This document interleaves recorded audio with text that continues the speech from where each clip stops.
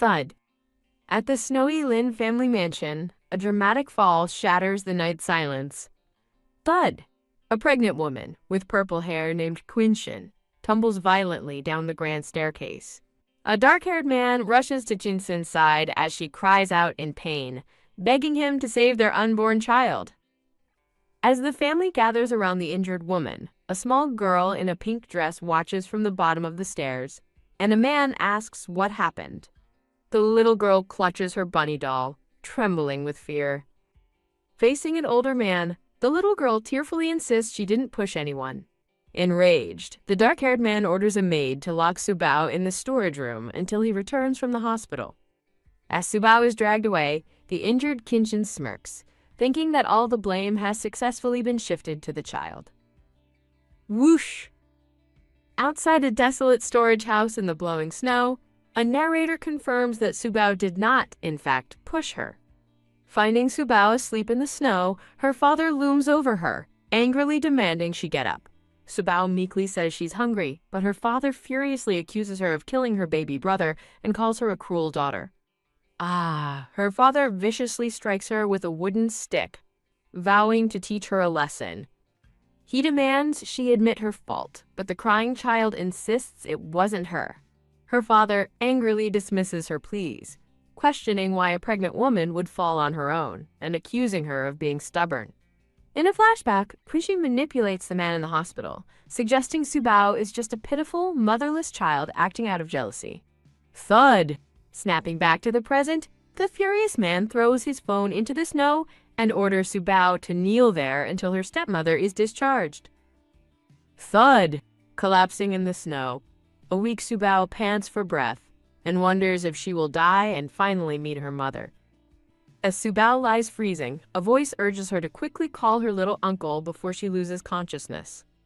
At the Su family's ancient courtyard in Beijing, an elder scolds a young man named Su Yishen for failing his exam and for not finding his sister in 4 years. The elder grieves for his only daughter, Jinyu, who has been sick and missing for 4 long years.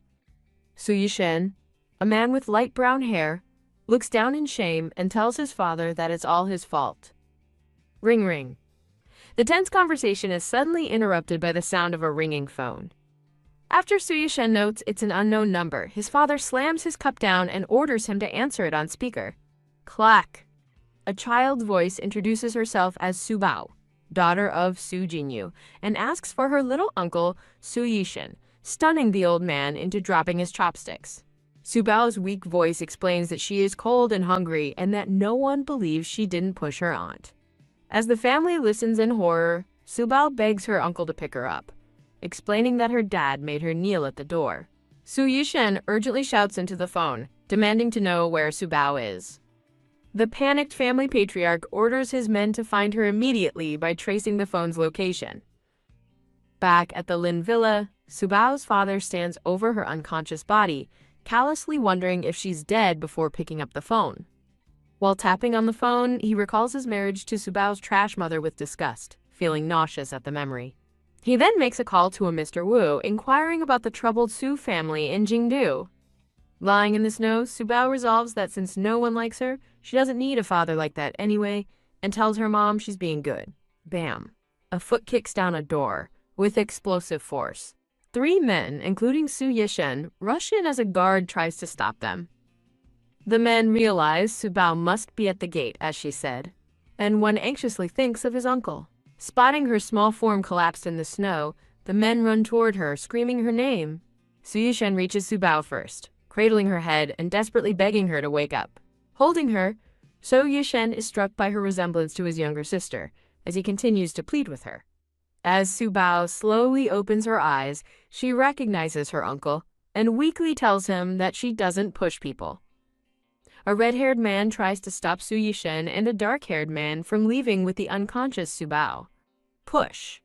One of Su Yishen's companions shoves the man aside as they rush to their car, ignoring his threats to tell General Lin. Inside the car, the dark-haired man asks what's wrong as Su Yishen, cradling Subao, urgently tells him to get to the hospital. The man from the gate reports to General Manager Lin, who looks out the window in shock, recognizing the man in the car as Su Yishen. Lin realizes the man is Su Yichen, the powerful president of the Su Group, which explains how they entered the private villa area. Realizing this is an opportunity to revive his family's fortunes, Lin chases after the car, calling for President Su to stop.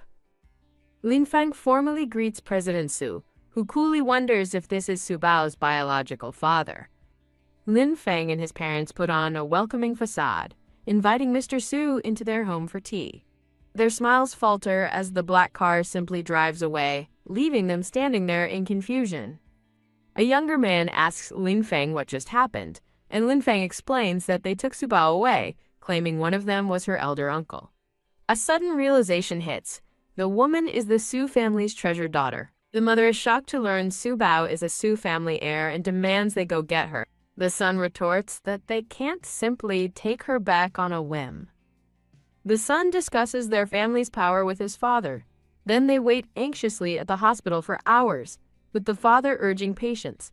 A doctor emerges from surgery, his face darkened with concern. The doctor delivers devastating news: broken bones and amputations due to severe injuries. The assembled brothers are enraged by the news. Some vow immediate revenge, while another furiously regrets not having already killed the one responsible. The doctor announces that Su Bao is in a room and leads the solemn family to see her.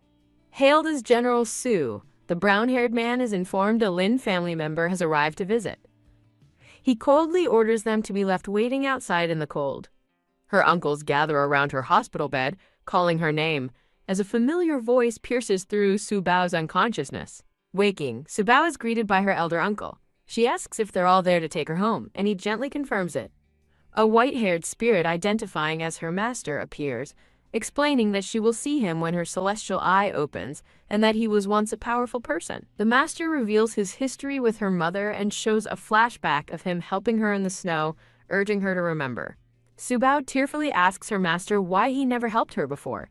He explains he was unable to intervene until she was on the verge of death.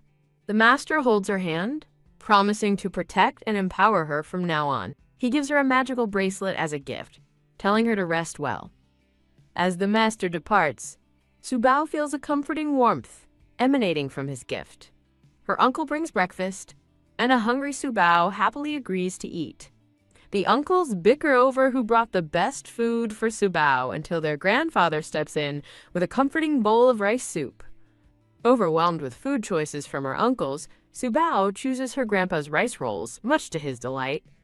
As her grandfather feeds her, Su Bao feels an overwhelming sense of joy at finally having a family. Watching Su Bao eat, her uncle is struck by how much she resembles a young year. 10 days later, Su Bao's miraculous recovery allows her to go home, but her first thought is for her missing toy bunny. Her uncle gently explains the bunny is lost and offers to buy her a replacement. Su Bao cries that the bunny was a keepsake from her mom, causing one uncle to realize with fury that it was lost at the Lin's house. The uncle promises to retrieve the bunny. While at the Lin's house, the family is in chaos, being scolded for their debts and their cruelty to Su Bao. Covered in bandages, the man from the Lin family screams for an end to the arguing. A woman proudly presents the mended bunny, explaining its deep importance to Su Bao, but her husband scoffs at the old toy. The woman's inner monologue reveals her ruthless ambition to marry into the Su family, even hinting at a dark past involving a baby. The Su brothers arrive with an intimidating presence, and the head of the Lin family nervously welcomes them. A man from the Lin family apologizes to Su Bao while one of her uncles silently vows to cripple him later. Cutting the apology short, the uncle demands the bunny and ushers the Lin family inside. Whoosh! A man in black lands dramatically to announce target found, just as the uncle presents the beloved bunny back to Su Bao. Su Bao asks to go to the forest, and her uncle realizes she wants to catch a colorful parrot named Xiaowu. Su Bao devises a plan to lure the parrot, but Xiaowu just calls her a fool, prompting her to argue back. Lured into the woods, Su Bao is suddenly confronted by the purple-haired woman and screams in terror. The woman grabs Su Bao, silencing her struggles while asking why she isn't happy to see her aunt. The aunt menacingly instructs Su Bao to lie and say she pushed her if anyone asks. A desperate bite, Su Bao fights back, and her aunt shrieks in pain and rage. As the aunt raises a hand to strike, she's sent flying by an unseen force, and Su Bao's uncle suddenly appears. Holding Su Bao protectively, her uncle is relieved to hear that she's okay. Enraged that she dared to hit Subao, the uncle furiously attacks the aunt, who desperately begs for forgiveness. With a final, satisfying bang, the uncle kicks his defeated foe while the parrots cheer, "Beat the idiot." The uncle tries to lure the parrot with meat, only for the bird to reject the offer and give him diet advice. His attempt at reverse psychology backfires, forcing the uncle to apologize, an act that deeply touches Subao's heart. Subao cheerfully suggests they work together, and her uncle gratefully agrees. He now tries to bribe the parrot with promises of a luxurious life and a mate, as his brothers watch in amusement. While the other uncles mock from afar, the parrot unleashes a stream of insults from its perch. The fifth uncle tries to coax the parrot down with a bizarre chimpanzee impression, much to Subao's bewilderment. His brothers watch in disgust as the parrot calls him an idiot, leading to a furious but fruitless shouting match. The red-haired uncle furiously orders the parrot to get down, as Subao observes and categorizes her uncle's personalities. Looking at her other uncles, Subao realizes they are her mother's brothers and feels an immediate fondness for them. The uncle in the red coat dismisses his brother's efforts, suggesting only Subao can coax the parrot down, leading to a tense argument between them. Another uncle agrees to let Subao try, and she sweetly calls to the parrot Xiaowu, whose heart is touched by her kindness. The parrot flies down to Subao, asking if her uncles are here with her.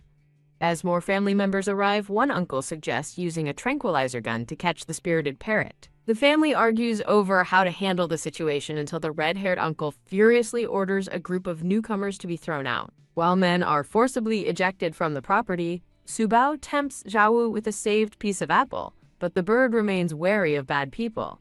Her uncle tries a different tactic, telling the parrot it will never see Subao again if it doesn't come down. The parrot lands on the uncle's head, calling him an idiot until Subao corrects it, saying he's her little uncle. The captured parrot panics about being stewed, but Subao comforts it, promising to take care of it. At the Lin family's gate, her father appears, but Subao coldly rejects him, remembering his cruelty. Her father is stunned by her rejection, claiming his strictness was for her own good. Enraged, her red-haired uncle grabs the man by his collar and, with a loud bang, punches him for daring to call himself Subao's father. The uncle relentlessly beats the man, declaring that anyone who betrays his sister will be punished, before being told to take Subao to the car. The man's parents rush out, lamenting that they have no money for a doctor and telling their son to just endure the pain. Just then, debt collectors arrive to demand $80 million, laughing when the old man tries to use the Su family name to intimidate them. The lead collector orders his men to seize the house as collateral, mocking the Lin family for their deserved downfall. A text message orders a fate worse than death for the Lin family as Subao and her uncles fly home to Beijing. On the plane, Subao asks her grandfather if they can also bring her mother's ashes home, and he lovingly agrees. Overjoyed, Subao thinks about finally taking her mom home, while Xiaowu cheers their departure. Slash! Peeking out the window, Subao is in awe as the airplane takes flight. Subao innocently asks her uncle if her mom is in the sky with them now, tearfully admitting how much she wants to see her. After a moment of silence, her uncle tells her she'll see her mom in her dreams, but Subao knows he's lying, as she's never seen her before. In her sleep, Subao tastes something sweet and hears her name being called. A beautiful vision appears before her, and she tearfully recognizes her mother. Subao shares a warm embrace with her mother, who tells her to be happy with her new family and to take care of Grandma. As her mother's image fades, Subao reaches out, telling her she loves her too. The master watches over the sleeping Subao, feeling he has now fulfilled his duty to her mother as the plane lands. Hush! As her uncle carries the sleeping Subao off the plane, the parrot loudly squawks about a kidnapping, earning a sharp rebuke from her grandfather. Her uncle gently tells a sleepy Subao that they've arrived in Beijing and will be home soon. Arriving in grand style, the family draws a crowd of onlookers who enviously take photos of the lucky princess. The parrot lightens the mood with a silly joke, its playful temperament clashing with the formal scene. A TV reporter is flabbergasted by the family's fleet of 4 extended Rolls-Royces, marveling at their immense wealth. Meanwhile, the destitute Lin family huddles under a bridge, bitterly cursing Subao as an ungrateful child. Scrolling through the news, the purple-haired aunt fumes over Subao's return, while Subao herself arrives at a magnificent mansion she's told will be her new home. A butler and maids formally welcome Subao home, officially declaring her the little daughter of the Su family. Her grandfather shows Subao her new room, and she is overwhelmed by its grand size. Learning she has older siblings, an excited Subao asks to prepare welcome gifts for them, eager to finally have a full family. A woman named Wei Lin arrives with her daughter Han Han, who selfishly refuses to share her toys with her new sister. A blonde boy walks away, muttering that he doesn't want another annoying sister like Han Han. Knock, knock. In her room, Han Han angrily throws a doll, vowing to break it rather than share. Subao appears at the door with a gift, sweetly introducing herself as her sister. Han Han cruelly rejects Subao's gift, hitting it from her hands just as their grandfather arrives to intervene. The grandfather sternly reprimands Han Han for her domineering and aggressive behavior towards Subao. Her grandfather asserts his right to discipline his own daughter, while Han Han's mother coddles her and promises new toys. Back in her room, Subao tells her grandfather she understands her sister's feelings, showing a maturity that impresses him. The grandfather discovers Subao's love for drawing as she stands in her room. He looks at her drawing and asks about it, and she excitedly explains the story within the picture. Subao details the magical elements of her drawing, and her grandfather is so impressed he considers teaching her himself, just as a maid announces the arrival of more family members. Her grandfather invites Subao to visit her grandmother, and she happily agrees. Subao announces her arrival to her grandmother, who is moved by how much the child resembles her daughter, Yue. In a tearful embrace, the grandmother laments Subao's years of suffering, while Subao resolves to take care of her as she promised her mom. As Subao comforts her grandmother, another young girl with brown hair watches from the stairs, resentful of the newcomer stealing her grandparents. The brown-haired girl sings to herself before being distracted by a strange sound. Thud, thud, thud. A beautiful green parrot flies in, and the girl, Han Han, stares in awe. The parrot panics, begging to be saved from the approaching children, while a woman scolds the bird's rudeness and calls for Han Han. The woman tells Han Han the parrot belongs to her sister, but Han Han aggressively grabs it, screaming, "I want this parrot," as it cries for help and her grandfather arrives to scold her. Calling the parrot disobedient, Han Han repeatedly hits it until Subao rushes forward, telling her to stop hurting Xiaowu. Push. The two girls fight over the parrot, and Han Han shoves Subao, sending her tumbling down the stairs as the family watches in horror. Han Han's mother accuses Subao of hitting first, but the grandfather furiously intervenes, stating that Han Han clearly snatched the parrot and struck Subao. The mother storms off with Han Han, complaining that no one cared for her child, while the furious grandfather berates his son for not recognizing the problem. Her grandmother comforts Subao, assuring her she did the right thing, as Subao tearfully explains that Han Han hit Xiaowu first. Holding a crying Han Han, her mother confronts a man named Su Zilin, questioning his fathering skills, but he calmly retorts that his patience has limits. Han Han's mother furiously demands to know why everyone is targeting her and her daughter. A man advises his second brother to quickly sort out his family issues. Su Zilin understands but worries a divorce will affect the children, and his brother offers his support. At dinner, the family discusses giving Subao the Su surname, but her suggestion of Su Subao is quickly rejected for sounding like Luz.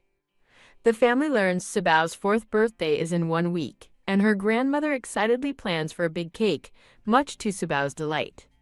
Wah! Han Han throws a tantrum, screaming that she refuses to eat with Zhu Bao because nobody cares about her anymore.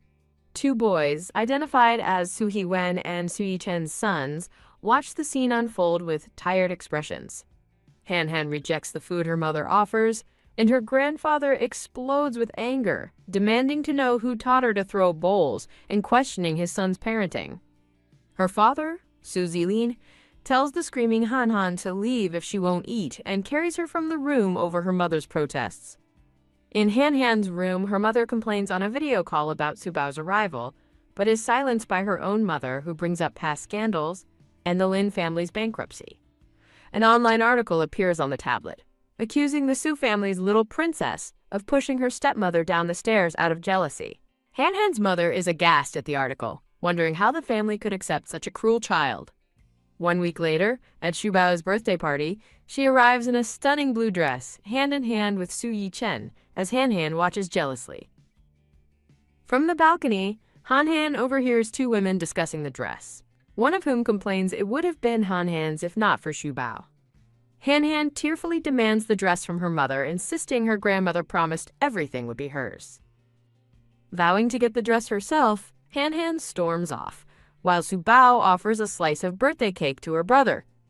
As Subao decides to eat the cake herself, a spirit-like master appears in her imagination, promising to teach her a new skill for her birthday. Thump.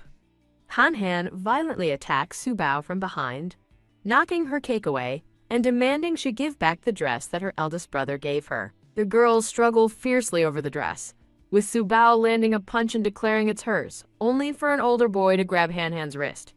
The boy intervenes, asking what happened as guests begin to murmur about the two Su family princesses fighting. Han-han's mother accuses Shubao of hitting her sister, and while a boy defends Shubao, the crowd begins to believe the rumors from the online article. When asked who started it, a girl named Shuer lies and blames Shubao out of spite for not sharing her cake, shocking the boy who saw the truth. Despite another adult warning Shuer not to lie, Han-han's mother silences Shubao, insisting she is guilty for hitting someone first as the crowd gossips. The grandfather and eldest brother arrive, with the grandfather challenging the accusation and declaring that Shubao is not that kind of child. Han-han's mother tearfully defends her daughter, claiming everyone has ignored her since Subao arrived. The eldest brother coldly orders the courtyard's camera footage to be displayed for everyone, causing Han-han's mother to panic. Thud! The projected video clearly shows Han-han initiating the attack, shocking the guests and making them realize Subao was innocent. While one guest dismisses the witness's lie as a simple mistake, another questions if the older girl, Suir, might have been deliberately lying. The eldest brother scolds Han-han's mother for damaging her child's dignity and demands Han-han apologize, but she refuses to say anything. Subao reflects that Han-han isn't bad, just spoiled, and wonders why a child with a pampering mother seems so unhappy. A blonde-haired uncle gently asks Han-han why she hit Subao, and she admits she wanted the dress, prompting a guest to suggest Subao should just give it to her. The uncle in the white coat furiously turns on the guest, angrily questioning her suggestion that Subao should just hand over her own things. The eldest brother presents an order form proving the galaxy dress was custom-tailored for Subao's measurements, revealing Han-han is too tall to wear it anyway.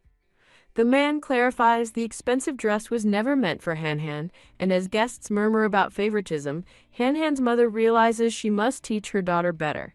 The blonde-haired uncle gently explains to Han-han that she has her own dress, and they can have another one tailored just for her.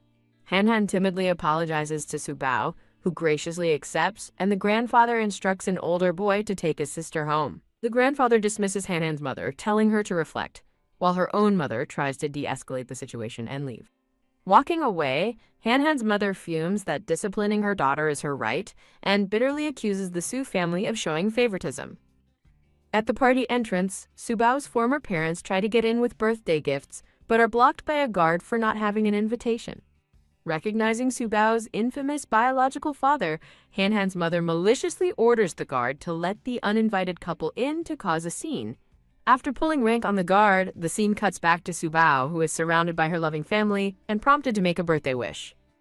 Closing her eyes, Subao makes a pure-hearted wish for her mother in heaven, her grandmother's health, and her new family's happiness. Held by her smiling uncle, Subao takes a deep breath and happily blows out all the candles on her enormous birthday cake. The celebration is abruptly shattered by the arrival of Subao's former parents, prompting her grandfather to furiously demand who let them in. Thud! Her former father prostrates himself, launching into a dramatic apology and falsely blaming his cruelty on grief over a lost child. Subao immediately exposes his lie, stating he always hit her, but he callously reframes the abuse as simple fatherly discipline. Guests murmur as they recognize the couple from online scandals, and while some are sympathetic, others demand they be thrown out. The eldest brother coldly questions whether throwing them out would seem too biased, momentarily stunning his red-haired companion. As the eldest brother begins to pick apart the stepmother story, Subao's parrot Xiaowu makes a timely and noisy entrance. A brother asks the parrot what it heard, revealing a flashback of Han-Han's mother coaching the bird to falsely blame itself for pushing the stepmother. Mimicking the stepmother's voice perfectly, the parrot repeats the coached lie, exposing the plot and leaving the guests speechless. Cornered, the stepmother desperately appeals to the eldest brother, questioning why he'd believe a bird over her supposed self-sacrifice. The eldest brother counters by offering to play a video of the incident, cutting to a flashback of the woman ordering Subao to stand still. Thud! The shocking video plays, clearly showing the stepmother deliberately throwing herself down the stairs as a horrified Subao watches. In the immediate aftermath of the fall, Subao is wrongfully accused of pushing her stepmother, a charge she tearfully denies. With the video stopped, a furious Lin Feng confronts his wife about the footage, but she feigns memory loss, claiming she doesn't know how it happened. The trap springs shut as another brother presents a penalty notice for the doctor who was bribed to falsify the miscarriage report. Learning the miscarriage was faked, Lin Feng explodes with rage, accusing his wife of framing Subao to get rid of their child and escape their failing family. Turning to Subao, a broken Lin Feng apologizes, admitting he was deceived by his wife and promising to make everything right. The eldest brother projects horrific photos and a medical report detailing Subao's past abuse, including broken bones and frostbite, which horrifies the guests. The final truth is revealed. The Lin family's bankruptcy was caused by their own smuggling crimes, for which an arrest warrant has been issued. As police move in to arrest him, Lin Heng curses Subao, only for the eldest brother to reveal the ultimate bombshell. A DNA test proves Lin Feng is not her father. Boom! The news shatters Lin Feng, who rants in disbelief as the police finally cuff him and lead him away. In a final, desperate lunge, Lin Feng tries to attack Subao, but is blocked by the eldest brother and swiftly restrained by the police. As she is led away in disgrace, the purple-haired woman is consumed by the thought that this is all her fault. Being pushed into the police car, Lin Feng internally seethes, blaming his wife's deception for his own violent actions and subsequent ruin. Trapped in the police car, Lin Feng's rage boils over as he violently attacks his wife, screaming that he will kill her. An officer struggles to intervene as Lin Feng begins strangling his wife in the back of the car. From outside the police car, a frantic voice shouts that the woman's pulse has stopped and calls for an ambulance. Now a spirit, the woman wails in despair, realizing she's been killed before achieving her dream of becoming a rich lady. Leaving the chaotic party, Subao notices her grandmother is crying and gently comforts her, insisting she is okay. Overwhelmed by emotion for her granddaughter, the grandmother tearfully promises Subao she won't cry anymore. The eldest brother gently tells Subao that he was the one in the wrong, not her, and he should be the one feeling sad. Patting her head, the eldest brother reassures Subao that she did nothing wrong, marveling at how perceptive the child is. The scene changes to a bright outdoor banquet, where the blonde-haired uncle raises his glass in a toast. Guests at the banquet gossip about how lucky Subao is, and their attention turns to the surprise appearance of a famous master painter, academician Lao. A woman is shocked to see the reclusive master, realizing he has made a rare appearance specifically to find a young apprentice. A mother encourages her daughter, Xuer, to perform well, as other guests assume the talented young painter is the master's obvious choice. The master describes his ideal student as a child with vibrant imagination, and Xuer's mother proudly assumes he's talking about her daughter. The young girl, Lan Xuer, confidently introduces herself to the master, and her mother beams, believing her daughter has secured the apprenticeship. However, the blonde-haired uncle then arrives with Subao, who politely greets the master, much to his delight.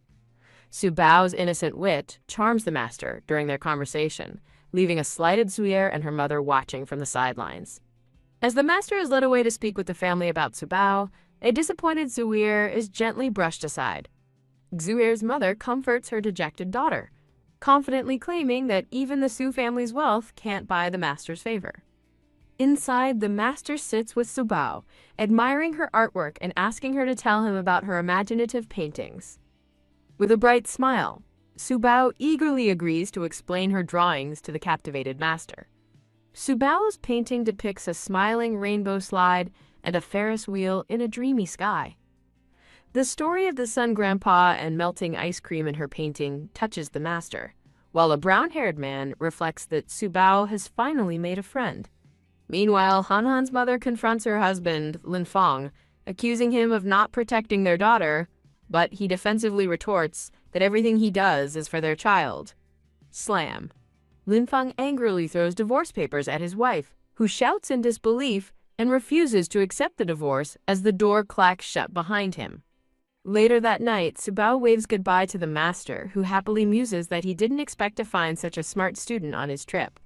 In the car, the master enthusiastically tells the driver that he thinks Subao is the most creative young artist he has ever met.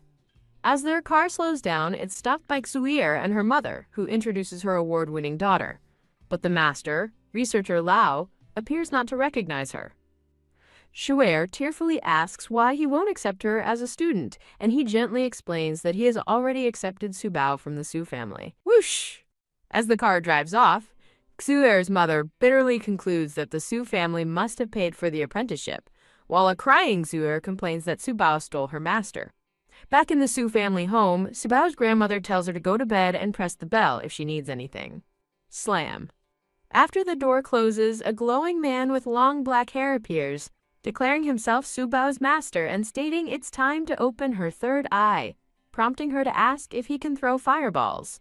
Subao dismissively says she'd rather paint with her old friend, which is what children should do, amusing the master. She matter-of-factly lists a child's duties before saying she has to sleep, while the master internally sighs that he wouldn't be begging a child if he hadn't promised Su Jinyu. Subao sits up and reveals she knew it was him on the rainbow slide, not her mom, shocking the master with her astuteness. She explains his big feet gave him away before asking if she can truly see her mom after learning the skills, to which he earnestly replies, "Of course." The master begins his lesson on the third eye, explaining how it works with a diagram, but Subao worries it will make her ugly like Erlang Shen. He reassures her it remains hidden. He instructs her to meditate, but she quickly complains she can't see anything. He advises patience, explaining it can take the most talented person 49 days. Subao suddenly asks her master why he is sniffing earwax, causing him to flinch and vehemently deny it. Stunned that she can already see him, the master makes a scary face to test her, but Subao simply points out an ugly lady ghost standing behind him. The master marvels at finding such a gifted disciple and summons the female ghost to test Subao's power, enraging the ghost who objects to being called ugly.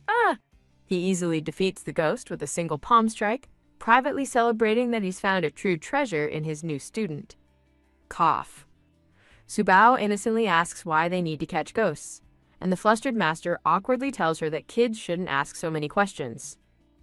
The captured ghost reveals she was a worker at the second uncle's construction site, and her death was karma for his misdeeds, explaining he poisoned her tea 6 years ago. Suck! As Subao wonders about the salt in the tea, the master quickly sucks the talkative ghost into a spiritual vortex, telling her to be quiet. The next morning, Subao greets her grandfather from the balcony, but when he tells her to come down for breakfast, she realizes her head is stuck in the railing. Panic ensues as the family sees Subao is stuck, with one uncle ready to call firefighters while Subao insists she can get out herself, only to fail with a thud. Hick! Subao cries that it hurts as the master appears beside her, while Hanhan's mother watches from afar, cynically wondering what all the fuss is about. The family frantically discusses rescue options, debating an air cushion below, but the grandmother worries about the risk of her falling and getting hurt. The blonde-haired uncle suggests his fifth brother retrieve a hydraulic clamp to solve the problem. Her master magically appears and tells Subao to use the red bracelet he gave her to simply break the railing, urging her to try when she expresses disbelief. Suddenly, Subao stands free from the railing, shocking her family members who stare in disbelief and wonder how she escaped. Subao stands calmly by the broken railing with her two uncles, while Hanhan's mother watches them suspiciously from a distance. The blonde-haired uncle asks if she broke the railing, and after she confirms, the family agrees to keep her great strength a secret, much to the disdain of Hanhan's mother. The fifth uncle arrives with heavy-duty tools, ready for a rescue, only for Subao to calmly inform him that she is already out. One of her uncles instructs the fifth brother to fix the railing discreetly while praising Subao for being amazing. The fifth uncle excitedly invites the now proven strong Subao to the construction site with him, and she eagerly agrees. Another uncle with glasses scolds them for the dangerous idea, but Subao mishears him and cheerfully declares she is a sweet girl, not a salty one. The fifth uncle laughs, agreeing she's the sweetest girl and offers to take her flying as she's joined by her colorful parrot.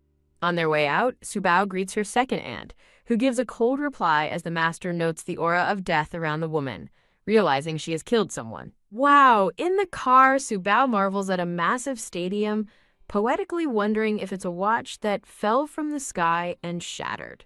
Her uncle proudly reveals he designed the stadium based on a mechanical watch, delighting Subao, while the master tells the crying ghost that he will soon teach Subao how to control her. The master explains his technique of using a working talisman to make ghosts work, while the ghost protests being called ugly again. The master instructs Subao to find a light object for a soul transfer, and her parrot chirps in fear, thinking she's about to pluck its feathers. Subao presents a plastic bag filled with bird droppings as the object, horrifying the ghost, but Subao innocently reassures her, amusing the master.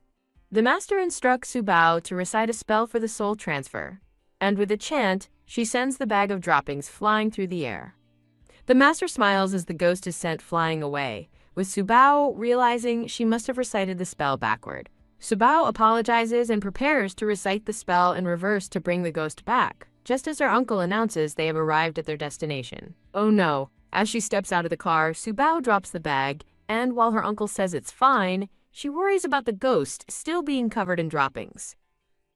A red-haired man, Su Zilin, offers to carry Subao, prompting a debate about his child-carrying skills until a woman mistakes Subao for his daughter, and he clarifies she is his niece.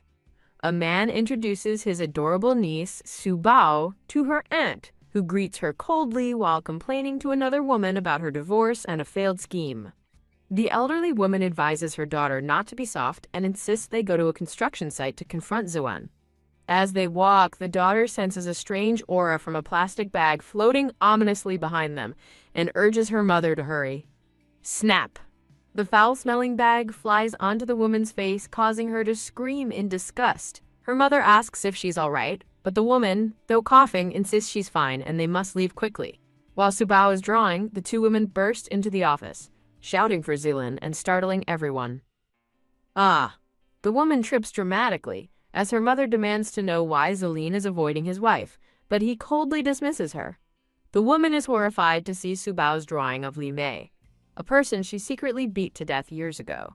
Subao asks her master what's happening, and he explains her aunt is possessed by Li Mei, with bird droppings on her face, signaling her worsening condition. After Subao points out it's just a bad smell, not droppings, an annoyed Zilin orders his men to throw the disruptive women out. As she's escorted away, the mother tells her daughter to stay with Zilin, leaving the daughter to wonder how Subao could know about Li Mei. The woman dismisses her own suspicions about the nearby statue, convincing herself that she's just overthinking things. A ghost emerges from the bag, terrifying the woman, while downstairs the parrot cheekily calculates that ante plus ante equals a fool. Two women overhear the parrot's silly math lesson and find it adorable that the little girl is studying with her bird. As Mr. Su prepares milk, Subao playfully warns her master to stop showing off, or he'll be struck by lightning, but he scoffs at the idea. Boom! A sudden lightning strike proves her right, leaving her master shocked at the coincidence. Her second uncle gives Subao milk and confides in her that he was drugged the night he conceived his son and wants a divorce. Subao's innocent logic leads her to call her cheating uncle a scumbag, much to his flustered surprise. The fifth uncle arrives to take Subao to a construction site, overriding the second uncle's safety concerns by promising a new playground. Her master reveals something is hidden inside a phoenix sculpture and instructs Subao to find a hammer to break it open. Subao asks for a super big hammer, and her fifth uncle proudly boasts that he has 4,000 different kinds. At her master's urging, Subao eagerly eyes the massive sledgehammer her uncle provides for smashing the statue. Subao effortlessly lifts the enormous hammer, asking to borrow it as her uncle watches with concern. Rumble Subao smashes the sculpture with incredible force, shocking her uncle as a powerful energy erupts from the impact. In the aftermath, The two uncles stand in shock, while the second uncle covers a defiant Subao's eyes. As her uncle carries her away, Subao asks her master why they didn't call the police on the bad people, and he explains they're just foolish. Her grandmother playfully tells Subao that if she won't cut the apple, she should just eat the whole thing. The master converses with a spirit, who reveals she was murdered and that a woman named Wei Wan schemed to get pregnant to join the Su family. Subao's grandmother kindly offers her some egg custard from the kitchen. After offering her parrot a big fart, Subao reflects on her own crude language and wonders what people must think of her. The second aunt arrives, blaming Subao for her marital problems, but the parrot cleverly defends the girl. Subao calmly points out that the family's luck was bad before she arrived, but her aunt dismisses it as talking back. Believing she's acting for Subao's own good, the aunt realizes she has a perfect opportunity to teach her a lesson. Subao flees from her menacing aunt, who is surrounded by a deathly aura, chanting, "Only fools stop with her parrot."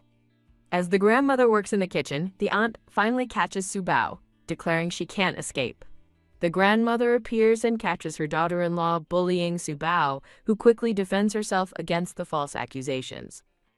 Enraged, the grandmother slaps the aunt across the face and declares that she is no longer part of the Su family. The departing aunt vows revenge, while Subao comforts her grandmother, who offers her a piece of cake. A sudden scream interrupts them, and Subao recognizes the voice as her sister Han-Han's. The grandmother tells Subao to continue eating while she goes to investigate the commotion. The aunt tries to force her crying daughter Han-Han to give the grandmother a massage, but the little girl refuses. The grandmother sarcastically tells the nanny to fetch a basin for Han-Han to fill with her tears, unnerving the aunt. The grandmother orders her daughter-in-law out, just as two men arrive with her packed luggage, leaving the aunt stunned. As the men drag her away, the distraught aunt begs not to be separated from her daughter, Han-Han. After her mother is gone, Han-Han's crying stops instantly, and she calmly asks for a drink of water. Realizing her tears no longer work, Han-Han angrily rejects a lollipop Subao offers her. Subao playfully encourages Han-Han to fill a basin with tears, cheering her on as she tries to cry on command. An uncle arrives to find the girls trying to fill a basin with tears. Han-Han pleads for a smaller cup, unable to cry anymore. Subao cheerfully tells her exhausted sister not to worry and to just try crying again for the next 5 years. Kicked out of the house, the disgraced aunt and her mother lament their wasted efforts and plan their next move. A woman in a purple dress expresses disbelief at the thought of having to beg. An older silver-haired woman confidently tells her that the Su family will be the ones begging for her return within 2 days. In Han-Han's room, a maid tries to calm the young girl, who angrily shouts at her to get out. The grandmother, seated in her wheelchair, tells the maid that children must be disciplined when they are young. Subao peeks into the room, offering to sleep with Han-Han if she's scared of ghosts, but Han-Han rejects her offer and tells her to go away. After her grandmother sends, when challenged to throw a fireball, the master gets flustered and makes excuses, telling Subao that children shouldn't ask so many questions before promising a simpler spell. That night, a shadowy wisp floats into Han-Han's room while she sleeps. Roar! The wisp transforms into a terrifying ghost with glowing red eyes, causing Han-Han to wake up and scream. As the giant ghost looms over a terrified Han-Han, Subao appears in the doorway. AAA Han-Han cries out in fear, just as Subao unleashes a powerful blast of golden energy at the ghost. The master gives Subao a lesson, explaining the difference between harmless wandering spirits and resentful, vicious ghosts. Concluding his lesson on dangerous ghosts, the master warns that children should be careful, while Subao comforts a terrified Han-Han, promising to protect her. While trying to hold back her tears, Han-Han sniffles and urges Subao to hurry up with her protection. Drip, drip. As Han-Han cries into a cup, Subao suggests they cry on the bed to save energy, which bemuses the master watching them. The next morning, the grandmother waits in her wheelchair outside the children's room, calling for Subao to wake up and draw. Finding the room empty, the parrot squawks about a child abduction, sending the grandmother into a panic as she screams for help. The family quickly gathers, and as the grandmother reports Subao missing, a man in a green tie delegates search tasks and prepares to call the police. The man looks on with a concerned expression as the family panics. Just then, the door opens to reveal Subao and Hanhan, alive and well, leaving the adults stunned and confused. Later in the study room, Subao offers Hanhan a piece of paper, but Hanhan turns away, refusing to take it. The grandfather video calls the girls and asks what Subao is drawing. She proudly announces it's a portrait of an egg. When the grandfather asks about her drawing, Hanhan cheerfully declares she's drawing a portrait of a hen. The girls proudly show their egg and hen drawings to their grandfather on the call, who praises them and asks to post the pictures online. After they both agree, Hanhan reflects on how good it feels to be praised, realizing her mother was wrong about Subao. Outside the estate, Hanhan's mother grows impatient and decides to go inside, only to be shocked to see Hanhan happily playing with Subao. Believing Subao is a bad influence, Hanhan's mother calls out to her daughter, who hears the voice while feeding koi fish with Subao. Subao urgently warns Hanhan not to go near her mother, sensing a death aura and a monster, and pulls her away to safety. Stuck between the gate's bars, Hanhan's mother fumes as she watches the two girls run off, blaming Subao for leading her daughter away. At dinner, the grandfather suggests a family camping trip, and Subao innocently asks why they would live outside when they have a home. A blonde-haired boy named Suzixel calls Subao a country bumpkin, but quickly runs away when his father scolds him, leaving the grandfather to sigh at the unmanageable children. In another home, Xuer's mother fumes over a news article praising Subao and Hanhan, while sad Xuer blames herself. Her mother then suggests they also go camping. Excited for the trip, Xuer arrives at a beautiful campsite, where Subao's grandmother reflects that their family has never been so united before Subao returned. Subao gives her grandmother a flower, as the red-haired fifth uncle realizes his hammers are missing. Subao appears, struggling under the weight of a massive toolbox, proudly announcing to her fifth uncle that she's found the hammer. The fifth uncle praises her for bringing the hammers and asks if she thinks they're super cool, which Subao mishears as stir-fried chicken cool. Subao enthusiastically declares her love for stir-fried chicken, amusing her uncles, before she offers to help another uncle hammer in a tent stake. With shocking strength, Subao effortlessly drives the stake into the ground with a massive hammer, stunning her relatives. A white luxury car arrives at the campsite, and a man in a suit steps out. It's Xuer's family. Her mother sees an opportunity to get close to the Su family, while Xuer expresses a desire to play with Subao. Although a Su family member says there's no room, Xuer's father insists on camping nearby, but Subao flatly rejects his son's invitation to play. Resentful that Subao stole her spotlight, Xuer decides she needs to isolate her by getting Hanhan to play with her instead. Xuer invites Hanhan to look for squirrels, but Hanhan coldly rejects her, asking, "Who do you think you are?" Hanhan runs to join Subao, leaving Xuer standing alone and fuming with frustration. Xuer complains to her brother that no one will play with her, but he dismisses her coldly as she wonders what makes Subao so special. Suddenly, a voice calls out to Xuer from the bushes. It's Hanhan's mother, calling herself Aunt Wei. Xuer asks what she's doing, and the woman claims she had a fight with Grandma Su and needs Xuer's help to call Hanhan over. After being called over by Xuer, Hanhan joyfully reunites with her mother, who becomes outraged upon hearing about the strict meal schedule her daughter has been under. The mother tries to drag Hanhan away to her own grandmother's house, but Hanhan refuses, insisting she wants to stay and play. Crying, Hanhan struggles against her mother's grip, asking why she's never allowed to make her own choices. A man in a brown suit confronts Hanhan's mother Weiwen for causing a commotion, but she defiantly tries to take Hanhan away, claiming her right as a mother. "Wah!" Hanhan cries, wanting to stay with Subao, as Weiwen tries to manipulate her. Hanhan's father steps in, telling Weiwen she's hurting their daughter. The father tells Weiwen to stop fighting, but his phone rings. It's the police, investigating bones found in a sculpture, and he directs them to their location, shocking Weiwen. Subao asks her master about the dark aura around her second aunt. The master reveals Weiwen was planning a suicide disaster because she knew the police were coming for her. Subao loudly reveals the suicide plot, shocking Weiwen, who grabs a terrified Hanhan and declares the family forced her into this. The grandmother cries out for someone to stop her as Weiwen begins to run. Surrounded by the family, Weiwen warns them to stay back, ranting about a past incident and her desire to be the second lady of the Su family. Beep beep, as a jeep approaches, Wei-wen says goodbye and lunges toward it with Han-Han, causing her husband to scream that it's too late. Whoosh!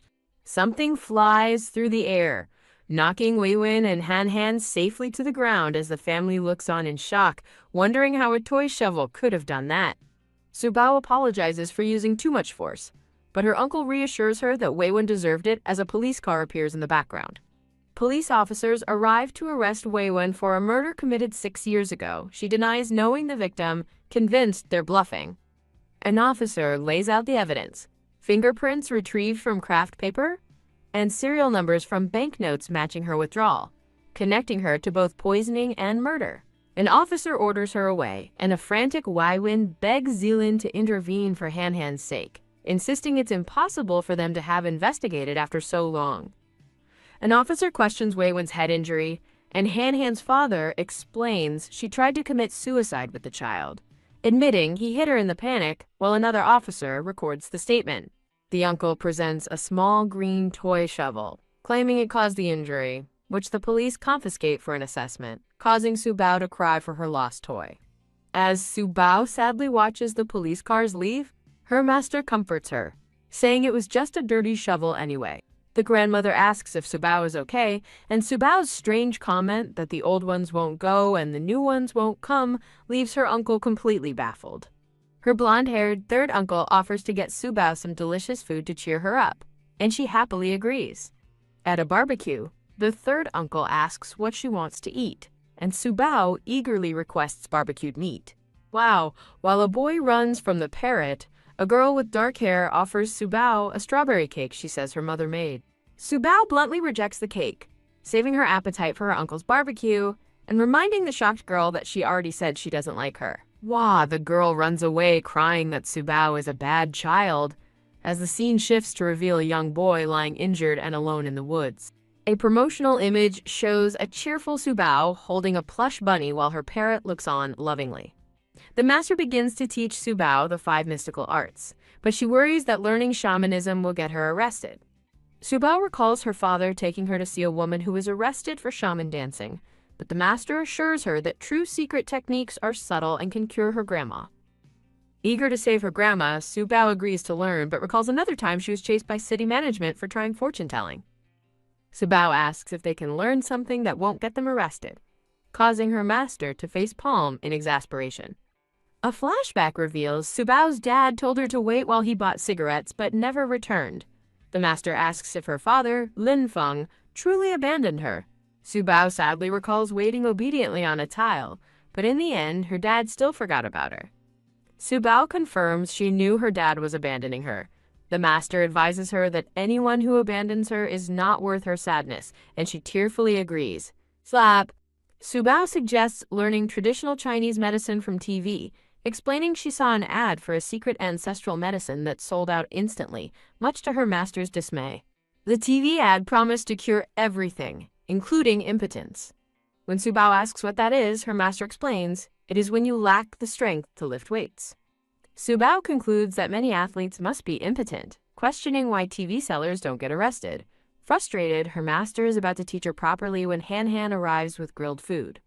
Han-Han gives Su-bao some skewers, pretending she couldn't finish them herself, and then happily runs off to grill more. The grandmother invites Su-bao to go pick raspberries in the woods after she finishes eating her food. As they search for raspberries, the parrot suddenly flies up, quacking a warning that there's a little ghost nearby. The grandmother offers to go back, but Su-bao is unafraid. With her master's encouragement, she tells her grandma to wait while she goes to check. Disappear. The master vanishes, and the grandmother cries out for Su-bao to return, then notices Su-bao passing straight through a ghostly figure in the woods. Su-bao apologizes to the ghost for not taking care of her, and as the rest of the family arrives, the master explains that the ghost is her grandmother. The family finds the little ghost is actually an unconscious boy. The master confirms he can be saved, and an uncle arranges to take him to the hospital. The master sees a teaching opportunity, explaining the boy has lost one of his 3 souls and offering to show Su-bao how to save him while an uncle calls for an ambulance. An uncle recognizes the boy's custom-made clothing, identifying him as Si Yi-han. the young master of the powerful Sea family who has been missing. Xuer's parents see the Su family carrying the boy and realize they've found the missing Sea family heir, plotting how to steal the credit. While Xuer's mother frets over the missed opportunity, her husband pulls out his phone, saying he has a better idea. The man calls Mr. C to take credit for finding the boy. Meanwhile, the master explains to Subao that the boy's soul has wandered off. The master instructs Subao on how to perform a soul-calling spell, which involves burning the person's clothes while chanting an incantation. After the master demonstrates the proper chant, he asks Subao to repeat it. But she recites a completely nonsensical version about laundry and a magic tower. The master is bewildered, wondering how Subao's bizarre version of the spell could possibly work. To his astonishment, Subao's spell actually works, drawing dark energy from the boy as the master marvels at her extraordinary talent. Subao hilariously mispronounces the spell, leaving her master speechless with confusion. When her grandmother asks who she's talking to, Subao says it's her master, causing the woman to worry about her mental health, while the master warns her to keep his existence a secret. The grandmother tearfully pities Subao, believing she's talking to herself due to a mental illness, while the master laments the child's difficult life. Crying, the grandmother hugs Subao tightly, promising that her family will always be there for her.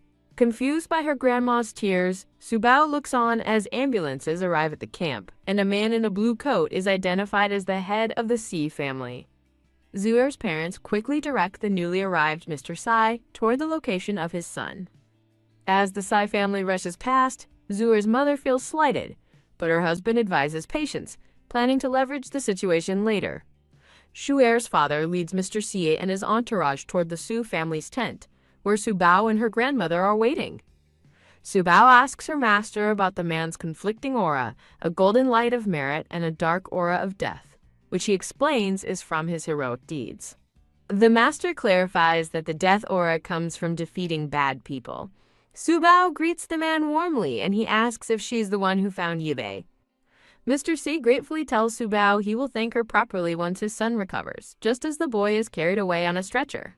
As one of her uncles makes arrangements with Mr. C to take the boy, Subao urgently calls out for the man to wait. Subao warns Mr. Sai that his son's illness is unusual and that he must find her if the boy doesn't wake up. With the crisis over for now, the grandmother tells Subao it's time to pack up and go home.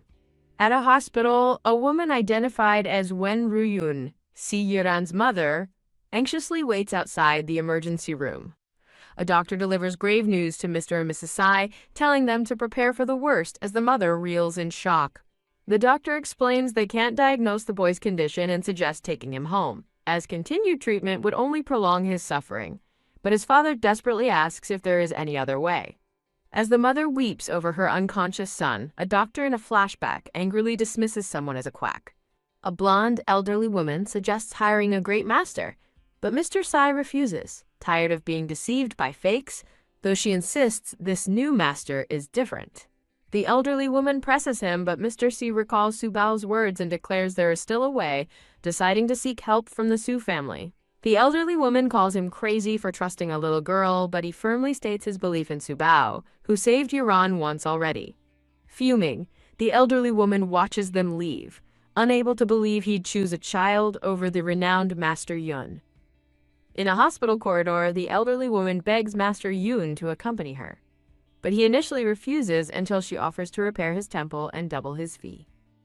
Master Yun eagerly accepts the lucrative offer while, back at the Su residence, Subao asks if the little brother has woken up yet.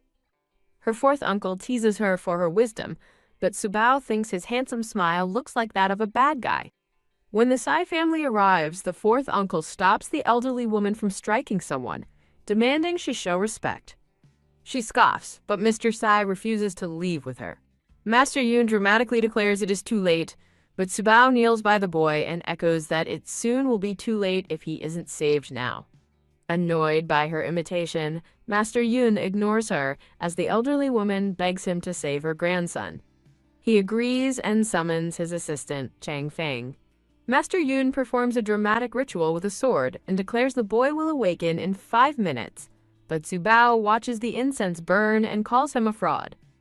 A blonde-haired man scolds Subao for speaking out, but she insists the boy won't wake up because the master's magic is fake. After 5 minutes pass with no change, the family confronts the fraud. Mr. C turns to Su Bao, who confirms there's still time to save Yiran. Su Bao begins her own ritual, chanting about killing a black chicken, which an observer dismisses as a childish game.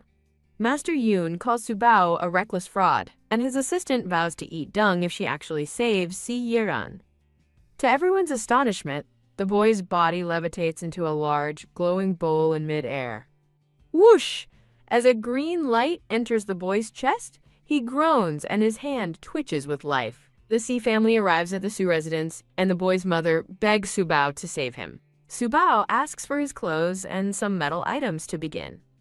Su Bao notices an incense stick on the boy's forehead, which her master explains is a yin incense that signals impending death when it burns out. Su Bao yells, "Stop!" and lunges for the incense stick, just as the boy's grandmother raises her cane to strike her, calling her a fraudulent brat. To determine the boy's fate, the master offers to teach Su Bao fortune-telling, one of the 5 arts of metaphysics she was taught before. When told she needs a tortoiseshell for divination, Su Bao proudly declares she has one, much to her master's confusion. Tap, tap, tap. Su Bao excitedly presents a live turtle to her exasperated master, who has to explain that's not quite what he meant. Su Bao asks the turtle for a sign, and it flips over, which she interprets as a chance. At that moment, a car's vroom signals the boy's arrival. The family waits anxiously while Master Yoon and his assistant watch in disbelief, the latter dreading the possibility of having to eat dung. As the yin incense burns dangerously low, Master Yoon's assistant complains that Su Bao is wasting time, but the master sharply silences him. The elderly woman screams that Su Bao has killed her grandson Kiran, but Su Bao calmly replies he isn't dead yet, enraging the woman further. Mr. Sai shouts at his mother to shut up, prompting her to wail about her unfilial son, while Master Yoon's assistant smirks, hoping the girl fails to save his master's reputation. Overwhelmed by the chaotic scene, Master Yoon grumbles about all the noise. Suddenly, the boy sits up and asks, "Who are you?" causing Su Bao to celebrate that he's alive and her master is amazing. Su Bao introduces herself as Snoopy to the confused boy, Kiran. His family rushes to embrace him, and the grandmother credits his own great fortune for his recovery. Su Bao's grandmother and uncle exchange a look of disgust, noting the hypocrisy of blaming Snoopy for failure, but crediting the boy's luck for success. Mr. Sai sincerely thanks Snoopy, promising to help her anytime, but she replies that saving a life is its own reward. Mr. Sai tells his wife, Roslyn, and his mother, it's time to leave with their son. As they depart, Master Yoon's assistant complains about Snoopy, but the master warns him to be careful. The assistant scoffs, vowing he'd eat dung if she were the real savior. Snoopy watches them go, knowing she was the one who saved the boy and that the frauds deserve to be arrested. Her master appears, predicting misfortune for the fraud, while Snoopy wants to see him arrested. Nearby, her family worries about her strange new behavior. As Snoopy talks to herself about acupoints, her family's concern grows, recalling that she claims to have a master by her side. Her relatives discuss her troubling behavior, wondering if she has a split personality and needs to see a psychiatrist. An uncle decides to observe her for now and plans an outing while Snoopy asks her master if massage and needles can really help her grandma walk again. Overjoyed, Snoopy vows to work hard so her grandmother can dance as soon as possible. Outside, the boy's grandmother apologizes to Master Yoon for the trouble, insisting he was the one who saved her grandson and offering him a gift. Master Yoon reluctantly accepts the credit card, and his assistant marvels at his money-making skills. The master then announces their next job at Grand Dynasty's ceremony. Wah! The assistant trips and falls face first into dog poop. The master panics, realizing his new bank card is in the mess and orders him to find it. At the Sai family home, a maid announces that the Lan family has arrived for a visit. Jensen Lan and his family introduce themselves. The elderly woman praises their humility when they downplay their role in finding her grandson, Kiran. The elderly woman boasts that the great Master Yoon saved Kiran, impressing the Lan family with the famous master's involvement. A maid arrives to escort the elderly woman out on Mr. Sai's orders. He appears and confirms it was his decision, telling his mother she's causing too much trouble. When Mr. Lan tries to intervene, Mr. Sai coldly tells him to stay out of family matters and orders them to be shown out. The Lan family is escorted out, with the father sighing that 2 days of their hard work have been wasted. Standing outside the gates, the dejected father's wife tells him she has an idea. The woman reveals she stole the Sai family's invitation to the Grand Dynasty launch, proposing they attend as their representatives to network with VIPs. Promotional image is displayed. Snoopy sleeps soundly, humming a little tune. The parrot wakes Snoopy, who thinks the bird is the one making noise. The parrot indignantly denies it. Her master chuckles at their miscommunication before reminding Snoopy about the ribbon-cutting event with her Uncle Edwin. Snoopy bursts into the dining room where Uncle Edwin is in a meeting, announcing that she's ready to go. Uncle Edwin gently ends his meeting to give Snoopy a peeled egg for breakfast. The people on the video call are stunned to see their notoriously cold boss acting so gentle with a child. As Snoopy eats, her uncle harshly resumes his meeting, demanding the next quarter's plans from his intimidated staff. After Snoopy finishes her breakfast, Uncle Edwin tells her it's time to leave for the event. They arrive at the venue for the Grand Dynasty ribbon-cutting ceremony. In the car, Snoopy whines that her hair is too messy to go outside. Duong, her uncle, tries to pat her hair into place. Sobbing that her hair is a bird's nest, Snoopy refuses to go out, so her uncle offers to tie it for her. After confidently accepting her request for pigtails, Uncle Edwin struggles for 5 minutes while awaiting Snoopy asks if he's done yet. He finally finishes her hair and she's delighted with the result. He warns her not to touch it before they get out of the car. The Lan family arrives, deciding to approach Mr. Su, confident that he will appreciate being flattered at the event. As Cheryl poses for photographers, her family spots Mr. Su's car and eagerly goes to greet him. Mr. Su ignores the Lan family, sternly telling someone inside his car to come out. Click! The photographers are stunned as Mr. Su gently lifts Snoopy out of the car. The crowd murmurs in shock, finding it undeniably cute that the cold-faced president is carrying a little girl. Click Snoopy flashes a peace sign as the photographers eagerly snap pictures of the adorable princess. Fuming Cheryl resents Snoopy for stealing her spotlight, muttering that she's only popular because of her powerful uncle. Cheryl mocks Snoopy's ugly hair, but Snoopy proudly claims she tied the pretty hairstyle herself.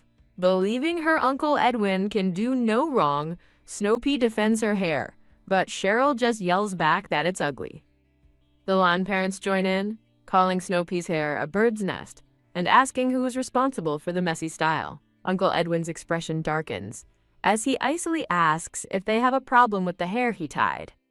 The parents nervously apologize, but Mr. Su has had enough and orders his assistant to have the uninvited Lan family removed. After a tense moment where the Lans produce the Sai family's invitation, the assistant allows them to enter to avoid a public scene. Inside, Master Yun critiques the venue's feng shui, advising that a ribbon ball be moved to align with the stars. An organizer agrees to move the ball while Master Yun prepares for the ceremony.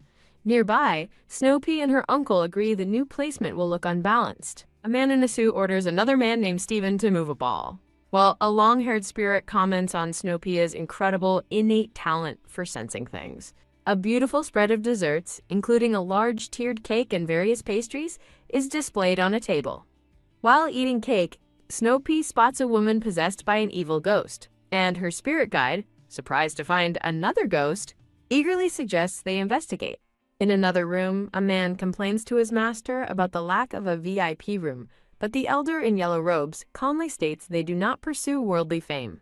The younger man outwardly praises his master's wisdom, but inwardly questions his hypocrisy, recalling how he insisted on getting a bank card yesterday. A man named Dirk Kwang excitedly approaches, recognizing the elder as Master Yun and expressing his good fortune at meeting him. Elsewhere, a woman points out the famous Master Yun to her husband, recalling a story of him saving a young master's life and seeing this as a great opportunity for their family, the Lans.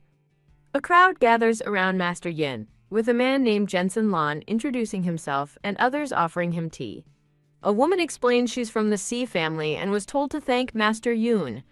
He then remarks that another young girl present is a heavenly match for the young Master Si he saved, which excites her parents. The purple-haired man and the brown-haired woman celebrate, believing a marriage connection with the Tsai family will secure their future.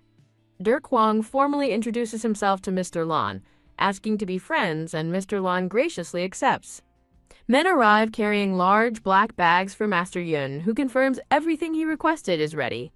Master Yun notices a ribbon ball has been moved and confronts his disciple, who argues with an event staffer, insisting his master's feng shui arrangements be respected over the big boss's orders. The man in the suit appears with Snow Pea and calmly takes responsibility for moving the ball, shocking the disciple. As Snow Pea looks on curiously, Master Yun stares at the evil ghost possessing a woman. The spirit guide points out the evil ghost to Snow Pea, but notes it's too difficult to catch now. Meanwhile, Snow Pea confronts the disciple, mockingly asking if he's the one who promised to eat poop. Snow Pea innocently praises the disciple for being able to eat a bucket's worth of poop, causing him to angrily deny it. As the disciple stammers in embarrassment, Master Yun declares it a disgrace for a child to speak so vulgarly, prompting Snow Pea to ask if Master Fraud ate some too. The spirit guide finds his little disciple adorable and clever, while the enraged Master Yun curses the brat for calling him a fraud and disrespecting heaven and earth. Livid, Master Yin declares that Snow Pea is doomed under an unlucky star, but she defiantly retorts that she is blessed. Her uncle agrees that Snow Pea is a lucky star, then angrily orders a staff member to call the police and have the two crooks arrested. Master Yun tells his disciple, Chung Feng, to pack their things, warning the man not to come crying to him for help in the future. Several guests try to de-escalate the situation, telling Mr. Su not to call the police, but Master Yun insists on leaving with his disciple. A little girl with purple hair grabs Master Yun, begging him not to go because Snow Pea is just a child. He internally questions her motive, while her mother urges her to apologize. The little girl thinks to herself that putting on such a show to satisfy her vanity isn't a bad strategy at all. Another man asks who the girl is to demand an apology from Snow Pea. The girl, Cheryl, tearfully apologizes to Uncle Sue, claiming she didn't want to fight, and her mother makes excuses for her. As her uncle thinks about how pretentious Cheryl is, Snow Pea's spirit guide tells her to challenge Master Yun to divine his own fate. Master Yun explains that a diviner cannot see their own destiny, but Snow Pea, feigning ignorance, says she's just a kid and doesn't know that. Snow Pea calls him useless for not being able to do it, and the enraged master challenges her to divine it if she can.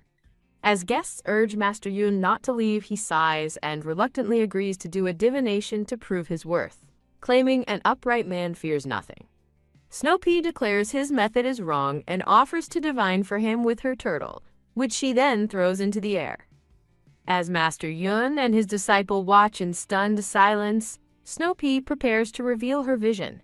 Snow Pea calmly predicts that the master will be arrested for scams and have his meals secured for life, while his poop-eating disciple will only get 10 years. The furious disciple defends his master, claiming he's a well-respected man consulted by police leaders, and scoffs that anyone could become a master if fortune-telling were so simple. Just then, 2 police officers arrive, ask for Master Yun, and tell him to come with them, shocking his disciple. An officer reveals Master Yun's real name is Ronald Vulture and lists his criminal history of theft and swindling, stunning the crowd and confirming he is a fraud. While being arrested, Ronald Vulture claims his past crimes were before he became an immortal and tries to use his supposed rescue of young Master Sai as leverage. A man arrives with a young boy named Kieran and declares that the fraud did not save him, then demands the return of a bank card he swindled from his mother. As police cuff him and his disciple, Ronald Vulture internally blames the little girl for destroying everything he worked for. The purple-haired man and his wife are shocked to see Mr. Sai, Kieran's father, has arrived. Mr. Sai explains his mother is old and easily fooled. A staffer then reveals to Mr. Sai how the Lan family pushed their way in by falsely claiming association with the Sai family, prompting him to order their removal. The purple-haired man angrily tells his family to get out before he kicks them out, and a staff member leads his reluctant daughter away.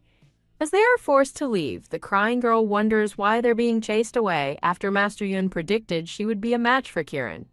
Snow Pea watches them leave and realizes the evil ghost is now following Cheryl. An organizer complains to Mr. Su that the disruption has passed the auspicious time for the ribbon cutting, but Snow Pea reassures her uncle that she will help find a new time declaring that auspicious light will descend at 10:18 a.m. Mr. Soo tells his staff to do as Snow Pea says, deciding that whatever she says goes, which convinces the organizer and makes Der Kwang realize the rumors of the Soo family doting on her are true. At the ceremony hall, guests take their seats as a man in a blue coat stands with a small boy. Snow Pea happily waves to the boy, Kieran, and invites him to come sit with her, which he shyly accepts. A man in a blue coat notices Kieran walking stiffly, while Snow Pea observes how strangely he walks and sits, sighing that he's already like an adult. Kieran offers Snow Pea a candy to thank her. She worries there's only one, but he awkwardly claims he just found it, making her happily conclude he didn't want it anyway. A boy gives Snow Pea candy, which she happily chews. Snow Pea shushes him, explaining her family won't let her eat candy because of a bad tooth. She defiantly declares she'll never spit out candy once it's in her mouth as the ribbon-cutting ceremony begins. When asked why she loves candy, Snow Pea explains that life is bitter, but candy is sweet. Snow Pea recalls how a piece of candy once comforted her after being mistreated and left hungry. The boy vows to bring her more candy, while a skeptical old man bets he will go bald if an auspicious light appears. A woman with the old man dismisses Snow Pea's prediction, while another woman scoffs that she is acting like a charlatan. Mr. Soo is called to the stage, leaving Snow Pea in the boy's care before preparing to cut the ribbon. A dazzling burst of light suddenly illuminates the entire venue. The crowd gasps at the auspicious light, which is revealed to be sunlight shining through the roof's colored glass. The old man stubbornly insists it was planned, while others marvel at the impossible coincidence and perfect timing. A guest declares Snow Pea a true lucky treasure for the Soo family as she smiles sweetly. The ribbon-cutting ceremony for Grand Dynasty successfully concludes. While reporters interview Mr. Sai, another man instructs the boy to watch over Snow Pea. The man feels slighted by Mr. Sai's casual tone, while Snow Pea dashes off toward the dessert table. Snow Pea excitedly reaches for a delicious-looking cake tower. She blissfully eats her cake, declaring it's sweeter than first love. A man chuckles, asking if she knows what first love is. She credits the watermelon grandpa for the phrase. She mispronounces her uncle's name, Stephen Kwao, while he cleans her face, leading to a cute misunderstanding. Kieran explains spelling to a confused Snow Pea, privately noting her lack of schooling. Hearing that school makes people smart, Snow Pea eagerly decides she wants to go too, and Stephen agrees to ask her uncle. Kieran kindly offers Snow Pea another piece of cake.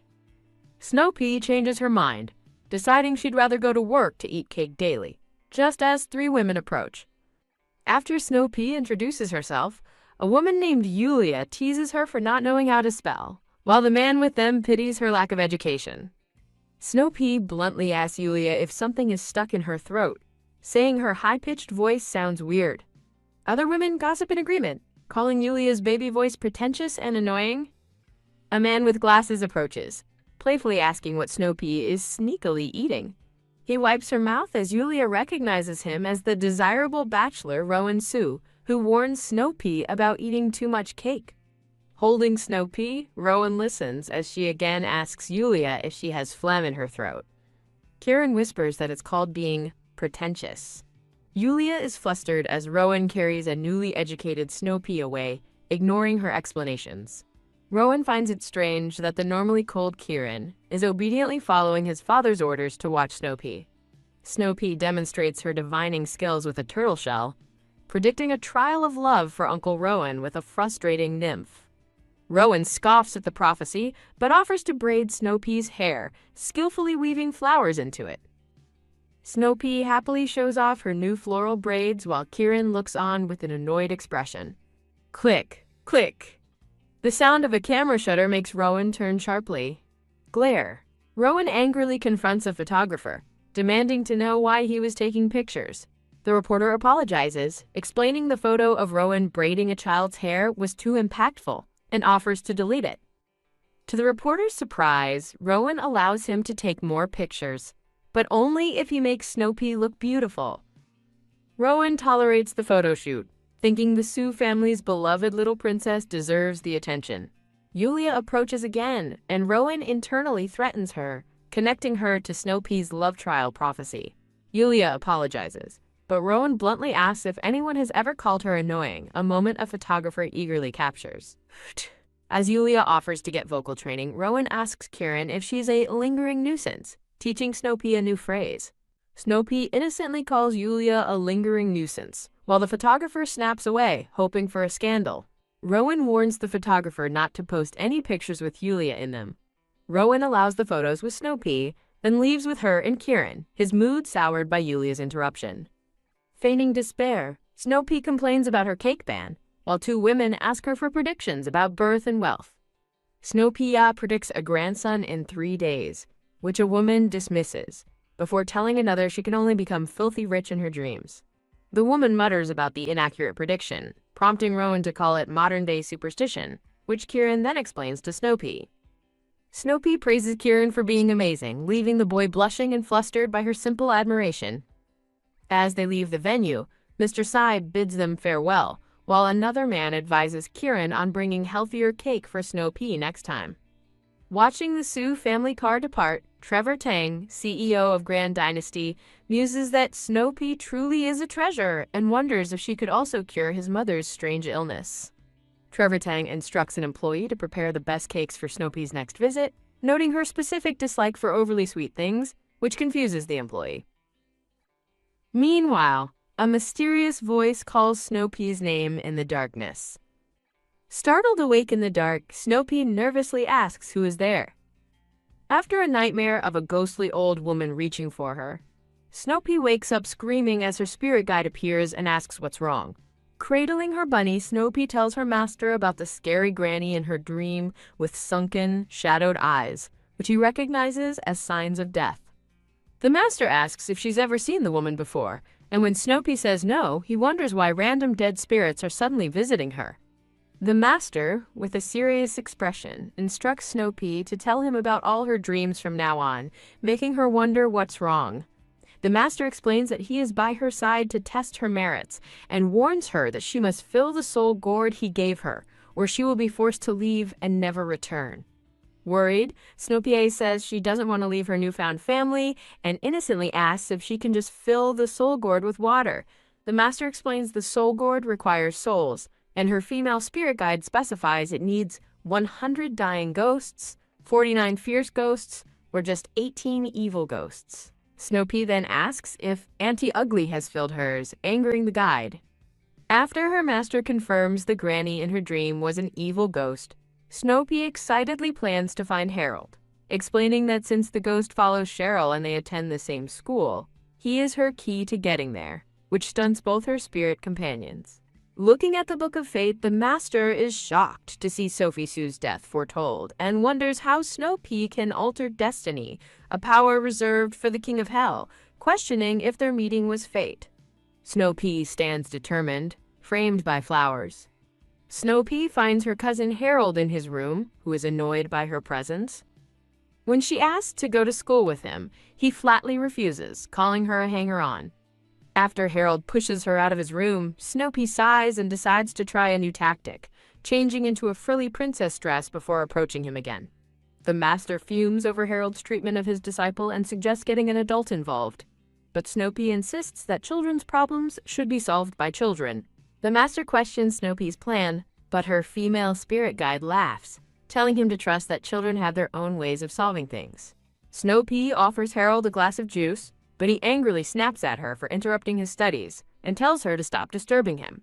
With a sad expression, Snoopy apologizes for bothering Harold while he was studying, leaving him speechless. Feeling a little guilty, Harold calls her back for the juice, reluctantly drinking the orange juice he hates because he can't bear her hopeful expression, while she watches with a happy smile. After finishing the juice, Harold bluntly tells Snoopy he still won't take her to school, but she cheerfully says goodbye and leaves. Outside the room, Snoopy decides to wait until Harold isn't busy and asks her female spirit guide to go spy on him, who agrees on the condition that Snoopy stop calling her Auntie Ugly. The female ghost phases into Harold's room and finds him in the bathroom, seriously focused on a tablet while on the toilet, before being shocked to see her own reflection in the glass. Harold looks up and screams, "Ghost!" upon seeing the spirit. He flees in terror, yelling for his dad, as the equally startled ghost runs away, both dashing past a surprised Snow Pea. Harold's father comforts his terrified son, who insists he saw a ghost, but the man says it's just Snow Pea. Meanwhile, the spirits are shocked Harold could see them, and the moment is broken when Snow Pea points out he ran out without his pants. Utterly embarrassed, Harold is told by his father to go take a shower, who then offers to check his room for him. Harold angrily denies being scared and stomps off as his father tells Snow Pea to rest. Nearby, the master ponders how Harold saw the ghost and suggests the spirit Mei Li investigate further. In his room, Harold's father asks if he really saw a ghost, then reminds him that, no matter what, he must always protect Snow Pea. Harold complains about having to take Snow Pea to school, but his father insists she has her reasons and tells him to keep an eye on her, much to Harold's annoyance. As the family sees the children off to school, a blonde-haired boy watches resentfully, thinking about how his mother only ever cared for his sister Hannah. The blonde boy bitterly recalls being told to be manly and brave when he was scared, concluding that only girls receive affection and care. An uncle asks if Snow Pea needs an escort, but she says she can go shopping for Grandma's silver needles by herself. Nearby, Harold warns her not to cry at school, and she agrees. At school, other kids tease Harold for having a little tail, but Snow Pea ignores them and happily greets a surprised Kieran. Snow Pea wonders why Kieran is acting strangely, while he panics internally, realizing he forgot to bring her a candy and doesn't know how to interact with her. Cheryl arrives at school, and as her friends express envy over her riding the expensive school bus, she internally congratulates herself on her timing, making it ambiguous whether she used the bus or a private car. Cheryl's friends excitedly ask about her attending the Grand Dynasty event and her connection to the powerful Sai family, speculating about a pre-birth marriage agreement with Kieran Sai. Playing coy, Cheryl tells her friends to stop asking, which only fuels their jealous excitement as they walk down the school hallway together. The evil ghost looms over Cheryl, delighting in her vanity and pride, declaring her the perfect vessel. As they walk up the stairs, Snow Pea asks Harold about their classes and Cheryl's location, causing him to snap in annoyance and tell her to shut up. Promising not to bother him anymore, Snow Pea wanders off to find her fat sheep, leaving a perplexed Harold wondering what she's talking about. At the classroom, a boy teases Harold for being a sister con, causing him to fume with embarrassment. Meanwhile, Snow Pea's spirit guide points out that Cheryl is the fat sheep, with an evil ghost wrapped around her neck. Snow Pea and Harold stand together as her master points to Cheryl, who has a dark purple specter coiled around her, and tells Snow Pea that today is her test. A teacher warmly greets Snow Pea, who politely confirms she's there for school, while privately hoping she can catch the ghost without scaring the teacher into another pantsless bathroom escape. When the teacher offers her a seat next to her brother, Snow Pea surprises everyone by requesting to sit with Cheryl instead, a choice her master attributes to amazing luck.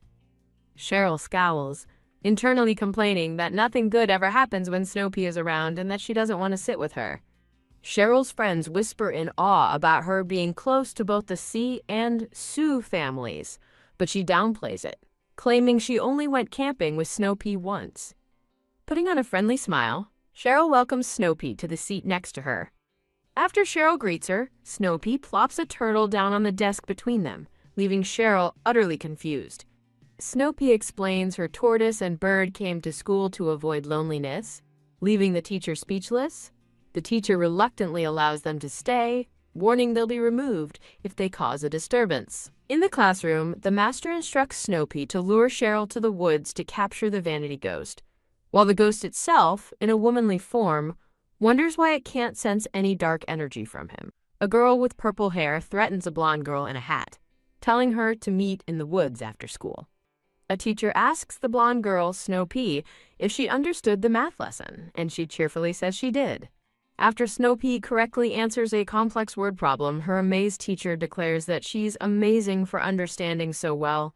Snow Pea's logical follow-up question stumps her teacher, just as a male teacher with glasses walks over to praise Snow Pea for her intelligence. The male teacher tests Snow Pea with a candy-related math problem, but she recalls her grandfather's words and declares the child now has diabetes. The adults and students laugh at Snow Pea's clever answer, while a girl with purple hair fumes that her correct answer was ignored. The teacher tells Snow Pea she can find the teachers in the office if she needs anything. Classmates gather around Snow Pea, asking about her tortoise and parrot. She reveals her parrot, Fiver, is shy around strangers, prompting a discussion on how to befriend him.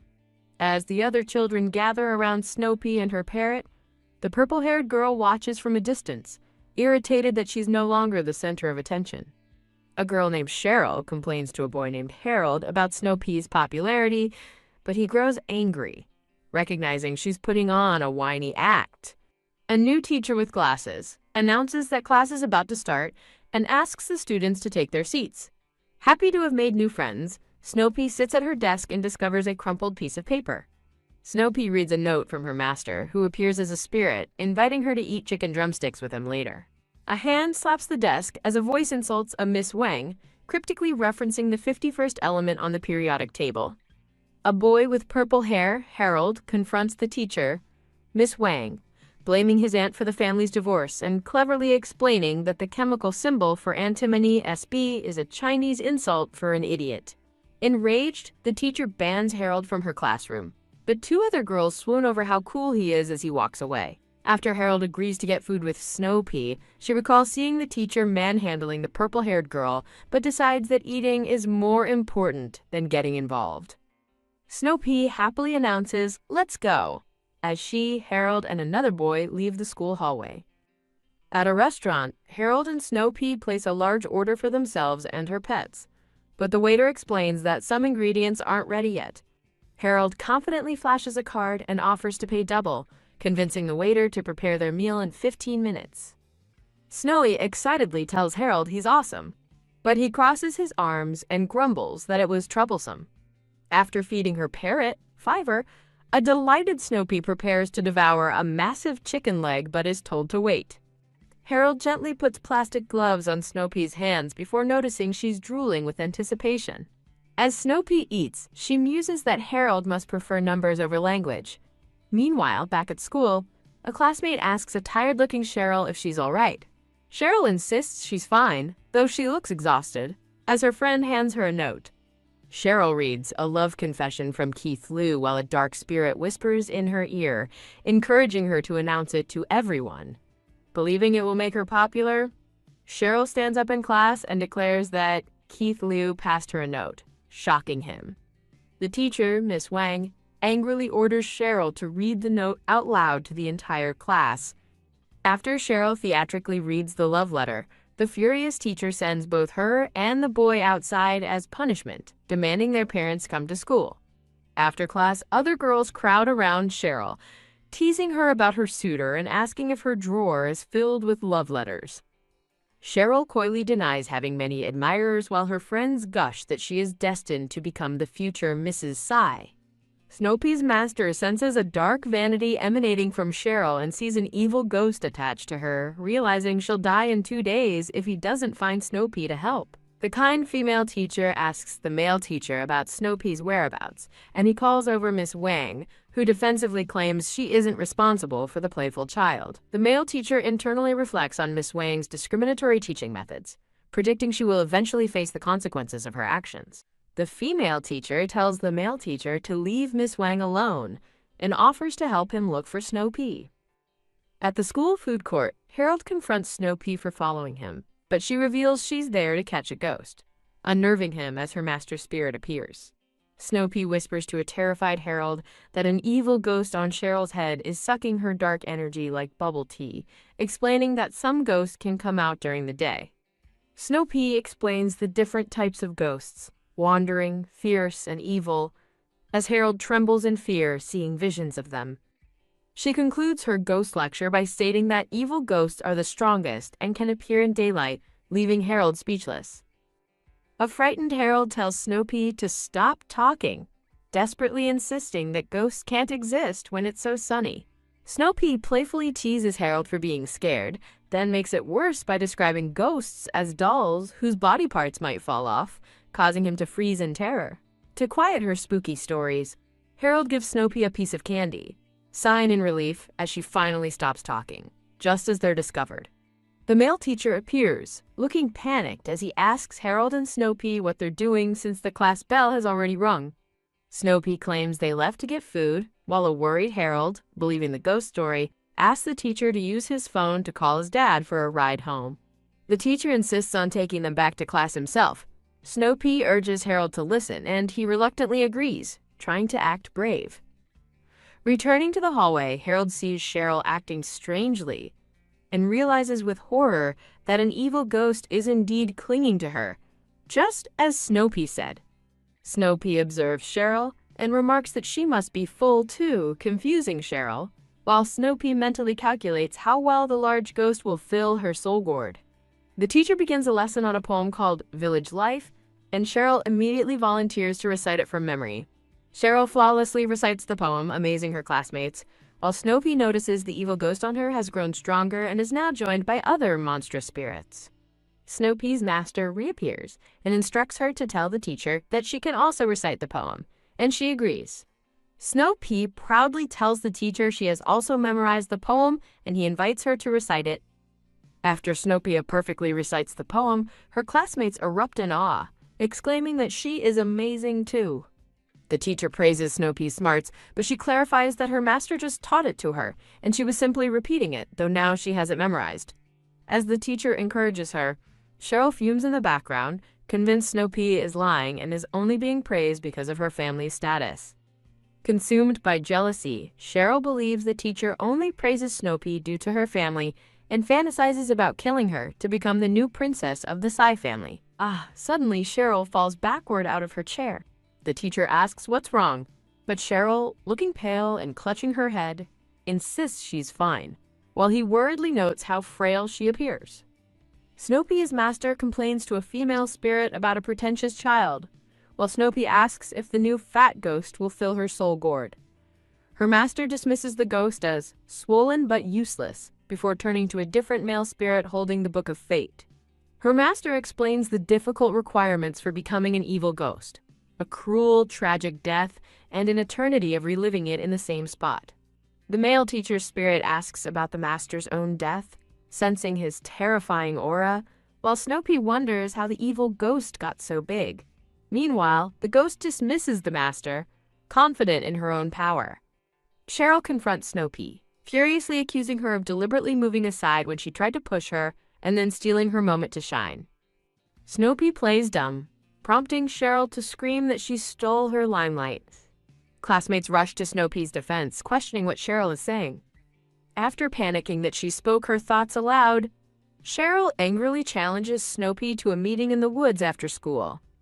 Snoopy excitedly grabs Harold's hand to go catch the ghost, but he's terrified and adamantly refuses, declaring it impossible. As Snoopy drags a protesting Harold into the woods, Cheryl waits impatiently. A terrified Harold begins to back away, prompting Snoopy to ask if he's scared. Harold nervously denies being scared, trying to convince himself that nothing can frighten him. Despite his claims, Harold bolts in terror as Snoopy watches him flee. Snoopy reassures a startled Harold that the sound was just her parrot, Fiver, singing a song from inside her bag, much to Harold's annoyance. Cheryl spots them and calls out to Harold, but Snoopy steps forward protectively, telling her to leave her cousin alone before calling for her master. Her master appears, surrounded by dark energy, and explains that Cheryl is experiencing ghost substitution, where an evil ghost influences a host without fully possessing them. Snoopy grasps the concept of ghost substitution while Harold panics, asking what's happening. Snoopy explains that a ghost is controlling Cheryl's movements, leading a terrified Harold to realize that running only makes you more vulnerable. He desperately asks how to escape. Snoopy advises shuffling or hopping instead of running, then cheerfully suggests the best solution is to beat the ghost to death, which horrifies Harold. The evil ghost mocks them, claiming to only fear Snoopy's master, but Snoopy confidently tells Harold that this ghost will be easy to defeat. Her master cryptically mentions training his disciple in past events, enraging the evil ghost who grabs Cheryl and warns him to stay out of it.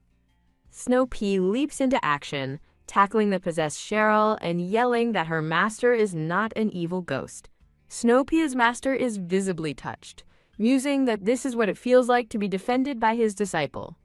Following her master's instruction to smack the ghost, Snoopy prepares to strike. Harold screams upon seeing the possessed Cheryl, then screams again when he spots the master's spirit, who is surprised to be seen. The master silences Harold with a talisman and tells him to watch, while the evil ghost fumes at being thrown by a child.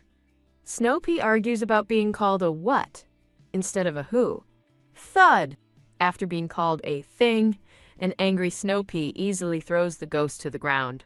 The ghost, shocked by her strength, retaliates by threatening to harm Cheryl's body. The ghost's threat silences Snoopy momentarily, but she quickly declares Cheryl isn't her friend and unleashes a powerful, dark aura, warning the ghost it's better to be captured than to let her get hurt. As the possessed Cheryl tries to flee, Snoopy trips her, grabs her ankle, and violently yanks the evil spirit out of the girl's body. The terrified evil ghost begs Snoopy to stop throwing her around as she is flung against a tree. The ghost is forcefully separated from Cheryl, who collapses unconscious.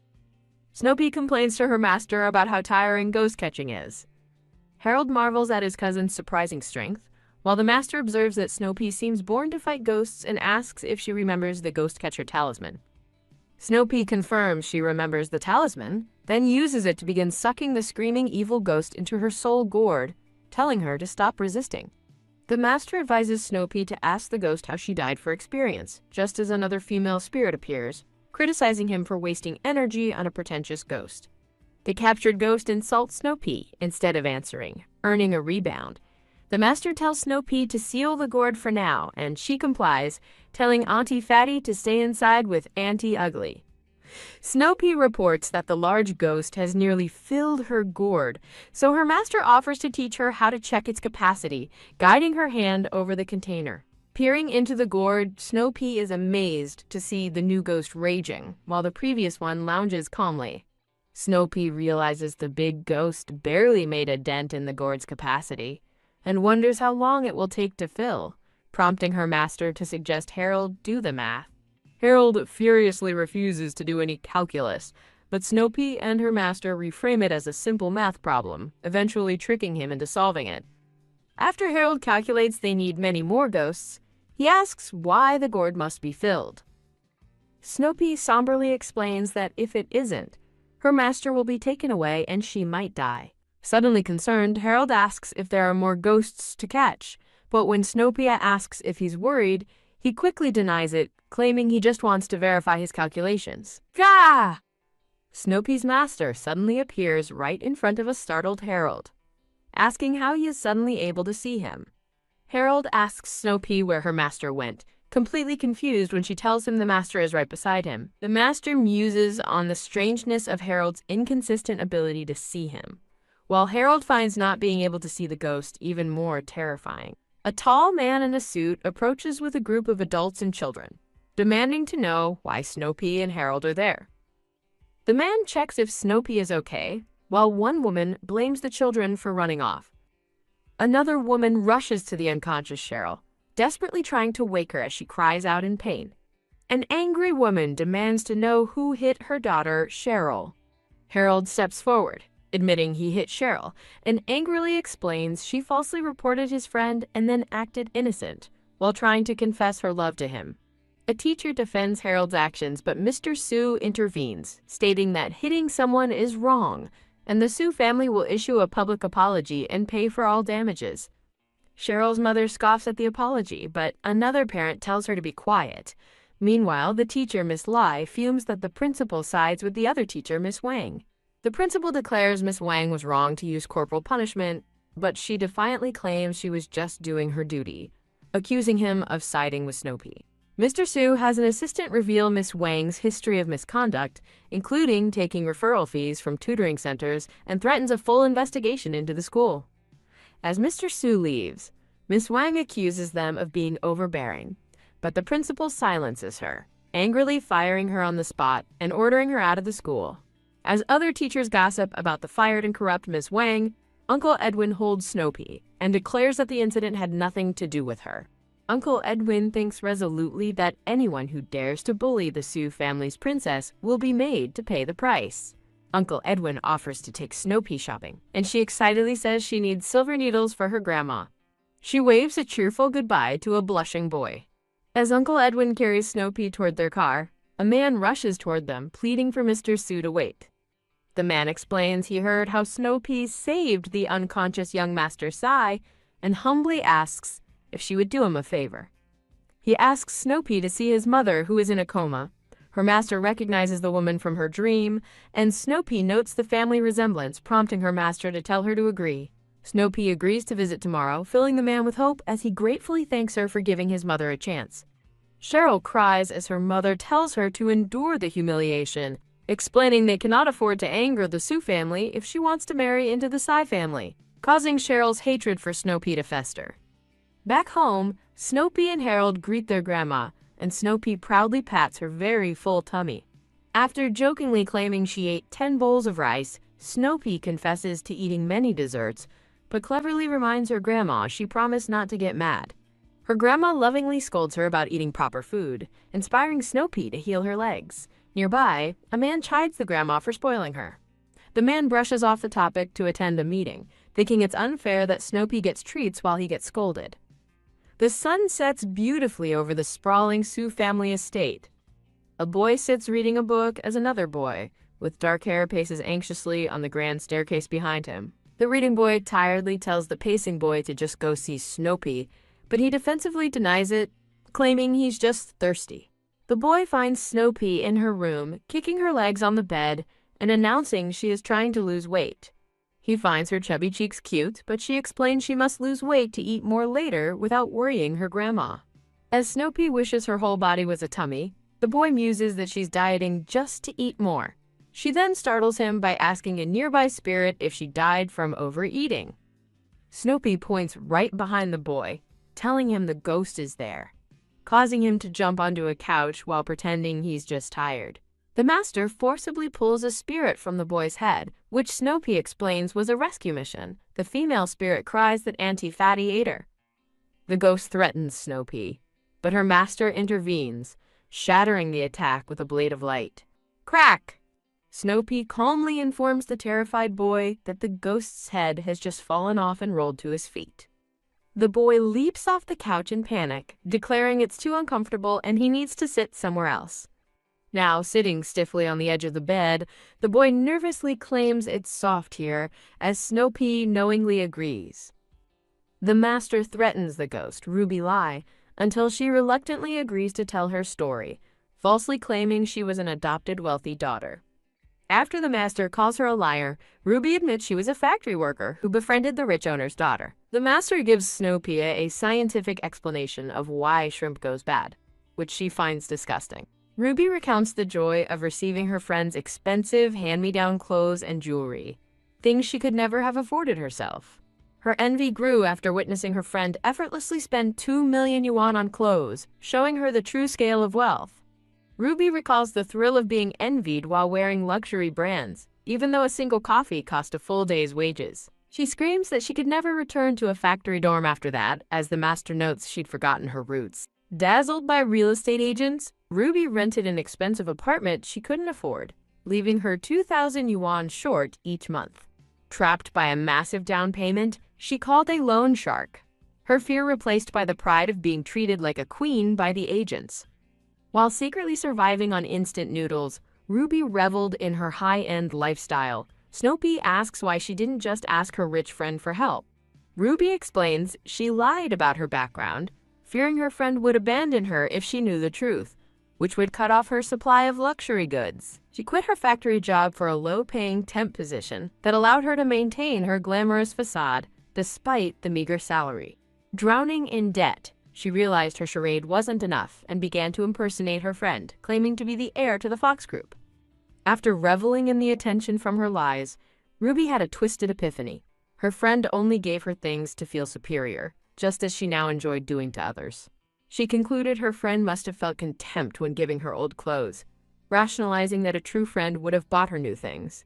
The master deduces she killed her friend. Ruby screams the loan sharks forced her, confessing her plan to murder the parents and take their daughter's place. Ruby recalls how the parents paid off her debts, but never truly accepted her, driving her into a rage over their perceived cruelty. As Snoopy asks if that's how she became bloated, Ruby screams that she was dragged to the factory and tortured with the machine that pumped her full of air. Her body was inflated until her blood vessels burst, her blood used as printer ink, and her spirit was blown up like a balloon until it exploded. Ruby screams that her friend humiliated her first, and the parents were cruel, lamenting that for 10 years she has relived her own agonizing death. The master explains how constant resentment creates an evil ghost, just as Ruby lunges at Snow Pea, screaming that it's all her fault and all rich girls are pretentious. An explosive flash of golden energy erupts. Wah! The boy catches a startled Snow Pea. How? She hurls her slipper at the ghost, yelling at it not to scare Harold, then scolds the anti-fatty for killing her own friend. Pow, pow, pow. Snow Pea furiously beats the ghost with a pillow, defiantly shouting, "No!" As the spirit begs her to let go, bam, pow, thud, thwack.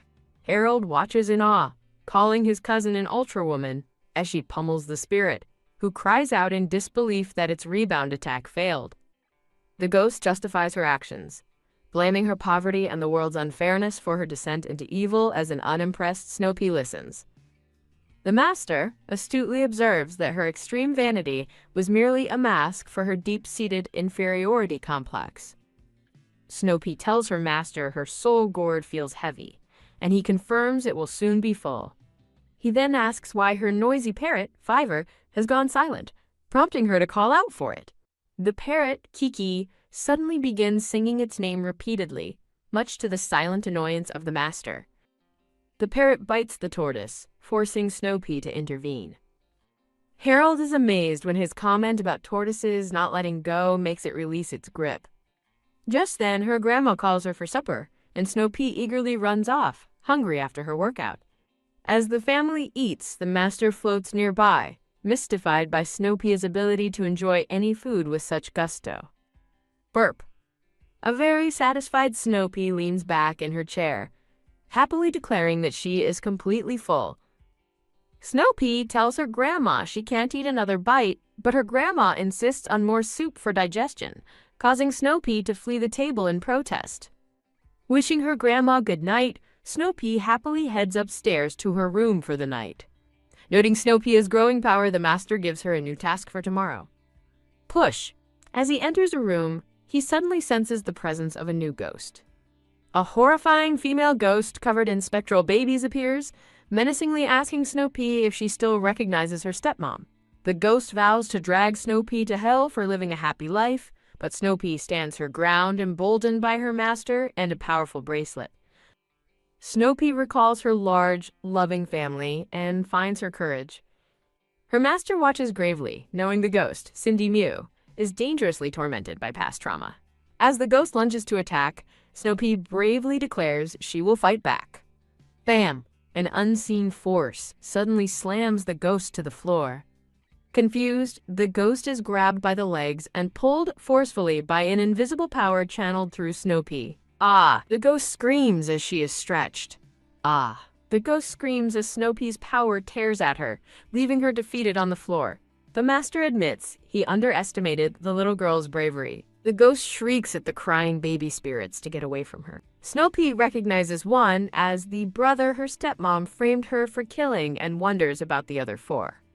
Snow Pea innocently asks her master how so many babies fit in the ghost's belly, prompting him to joke that a belly is better used for delicious food. The master gravely explains that only one baby was in her belly. The others were aborted long ago. He explains that the spirits of unhappy babies often linger with their mothers. The ghost, Cindy Moo, then taunts Snow Pea, revealing that Snow Pea's parents were never officially married. Cindy Moo cackles maniacally, boasting that she won by getting the marriage certificate and legal status that Snow Pea's mother never had. The ghost cruelly insults Snow Pea, calling her a bastard child with dirty, cheap blood in her veins. A sealing talisman suddenly slaps onto the ghost's mouth. The master tells Snow Pea to go to bed, promising to deal with the vulgar spirit himself. The master menacingly grips the silenced ghost's chin, calmly asking her to explain how she and Fredlin both died. Snap! After removing the talisman, the master listens as the ghost confesses Fredlin kicked her to death in a rage, rupturing an artery. The ghost seethes over her failed plan to get plastic surgery, become Snow Pea's nanny, and seduce her father to become the new Mrs. Sue. She gleefully recounts how Fredlin was terribly bullied in prison, and how she haunted him until he killed himself with a brick. After hearing her story, the master coldly dismisses her. She panics, but he reveals he never promised to let her go. Snoopy wakes to find her stepmom gone. The master explains her soul will soon dissipate and that the ghost babies will be sent for reincarnation. Snoopy sadly wishes she could have asked about her father. Understanding her pain, the master attempts to find the answer in his book, but groans as it drains his energy. The book reveals her mother's name but lists her father as unknown, causing the master to curse in frustration before telling a confused Snoopy to go back to sleep. In a dream, a voice lures Snoopy into a dark forest. A horrifying old woman appears instead of her daddy, lunging at her. Yeah. Snoopy jolts awake in her bed, shaken from the nightmare, and calling out for her daddy. A brown-haired boy finds Harold calculating physics problems, accusing him of waiting for Snoopy, which Harold angrily denies. The boy confronts Harold with a photo proving he saw him going towards Snoopy's room the previous night. Caught, Harold defiantly admits he went to see her, possessively declaring, "Snoopy is mine," leaving the other boy baffled by his defensive attitude. Harold's expression softens as he sees Snoopy on the stairs and calls out to her, much to his cousin's amusement. Snoopy tells Harold she had a scary dream about a ghost. He finds it ironic, but awkwardly tries to comfort her, saying ghosts are nothing to fear. Her grandma appears in her wheelchair, asking why Snoopy is up so early. Hearing she's hungry, Grandma offers her freshly made steamed buns. While Harold helps his grandma, he reflects that the house is much livelier with Snoopy around. Meanwhile, Snoopy stops, noticing something odd at her feet. The parrot lands on Snoopy's head, causing her to lose her balance and fall perfectly into the splits. Harold corrects Snoopy, telling her the move is kung fu, not qigong. As they talk, their grandma insists on serving breakfast herself rather than letting the maids do it. At breakfast, Harold is told to eat slower and is amazed to find the food is incredibly delicious, unlike anything he's ever tasted before. As a man escorts Snoopy out of the mansion, her grandma questions him for taking a child with him to a work event at the Tang family estate. An older woman scolds a young man who wonders why he's in trouble again. Arriving at the Tang family villa, a man welcomes Snoopy and her companions inside. When the man asks what's wrong, Snoopy sees the ghostly granny from her dreams. Roar! Fiver, the parrot's loud squawk inadvertently summons Snoopy's annoyed master. Snoopy asks her master for a cure for insomnia, and he confidently lists the necessary herbs. The master is impressed by her memorization, only to discover she uses bizarre stick figure drawings as mnemonic notes. After explaining her white pig drawing, Snoopy happily runs off to see Uncle Edwin. Creak! Snoopy overhears talk about her dad and panics, thinking they plan to send her away. A tearful Snoopy confronts her uncle and grandpa, asking if they are sending her away. Her uncle lovingly holds and reassures her, promising she'll always be the family's princess. After revealing a man named Giovanni Mu claims to be her father, Snoopy agrees to meet him. In a military meeting room, a man suggests that Giovanni will need to make a trip. When summoned, Giovanni calmly agrees to resolve the urgent matter within 2 days. His colleagues murmur about the mission's importance as Giovanni announces he's leaving immediately. Giovanni agrees to attend a birthday party to reclaim a family plaque and sends a message to his daughter that Daddy is coming to avenge her. A man reports to an assembled family that a direct message has arrived from the military. The family patriarch is ecstatic, planning a grand party to leverage the war god's attendance. 2 grandsons, Quentin and Logan Mu, express their suspicion to their grandpa about the commander's motives for attending. An older woman with an eye patch scolds her grandsons for their doubts, while another man secretly fumes over a stolen family honor. A young man bursts in with shocking news. Commander Mu is their distant relative. Realizing their family connection, the elders celebrate, seeing it as their chance to become the top family in the capital. At another home, Snoopy recognizes an arriving butler and internally scoffs at his past attempts to get close to her family. The butler arrogantly presents an invitation to Mr. Su, boasting that the famed war god Mu will be attending his madam's party. Mr. Su, who had been dismissive, is visibly shocked by the revelation. Snoopy quietly comforts a sad-looking Grandpa Guan. Lying on his deathbed, a fading Grandpa Guan makes a final request for Snoopy to find someone for him before passing. Snoopy stops her uncle from leaving, pointing out that Grandpa Guan's spirit has appeared, confused about where he is. The spirit of Grandpa Guan recounts a promise he made years ago to a dying undercover officer to find and care for his last remaining grandson. The spirit reveals the grandson is from South City with the surname Mu before fading away, just as Snoopy realizes it's her hometown too. As Grandpa Guan's spirit departs, a ghostly granny appears and tells Snoopy her daddy's surname is Mu. The master appears with the Book of Fate, explaining that ghosts are bound by their dying wishes and that Mrs. Guan simply wanted to find McMew's grandson. Snoopy mysteriously advises Uncle Tang to take an umbrella home. Confused but cautious, he agrees. Uncle Tang explains his mother is in a coma, but Snoopy's master calmly observes that the woman has been dead for a long time. They enter a room filled with ritual items for the comatose woman, and the master cynically instructs Snoopy to ask if she was wealthy. Uncle Tang desperately denies his mother is dead and begs Snoopy to summon her soul, while the master tells her to ask how much he spent on the ritual. The man sheepishly reveals he spent a staggering $220 million on various talismans, statues, and a piece of jade for the failed ritual. The master launches into a lecture, explaining that mixing Buddhist and Taoist deities is a major taboo, and the man was completely scammed. The master explains the expensive jade is actually trapping the soul, preventing reincarnation, as Snoopy tells the man his religious setup is very unlucky. Snoopy reveals the talismans and spirit banner are fake, and the man falls into despair, realizing his mother can't be saved. The spirit of the old woman appears behind her son, desperately trying to leave her body. Snoopy clarifies the jade does work to pin down souls, giving the son a false spark of hope that his money wasn't completely wasted. Snoopy furiously corrects him, shouting that pinning down a soul is meant to destroy it, leaving the man horrified. Screaming for his mother, the man frantically pulls the soul-trapping jade from her mouth. Freed, the mother's ghost scolds her son as Snoopy bluntly translates her insults, terrifying Harold, who realizes a ghost is present. The ghost continues to berate her son for wasting $200 million, with Snoopy providing a very literal and angry translation. Her son breaks down in tears, crying over his mother's body and lamenting that she's truly gone.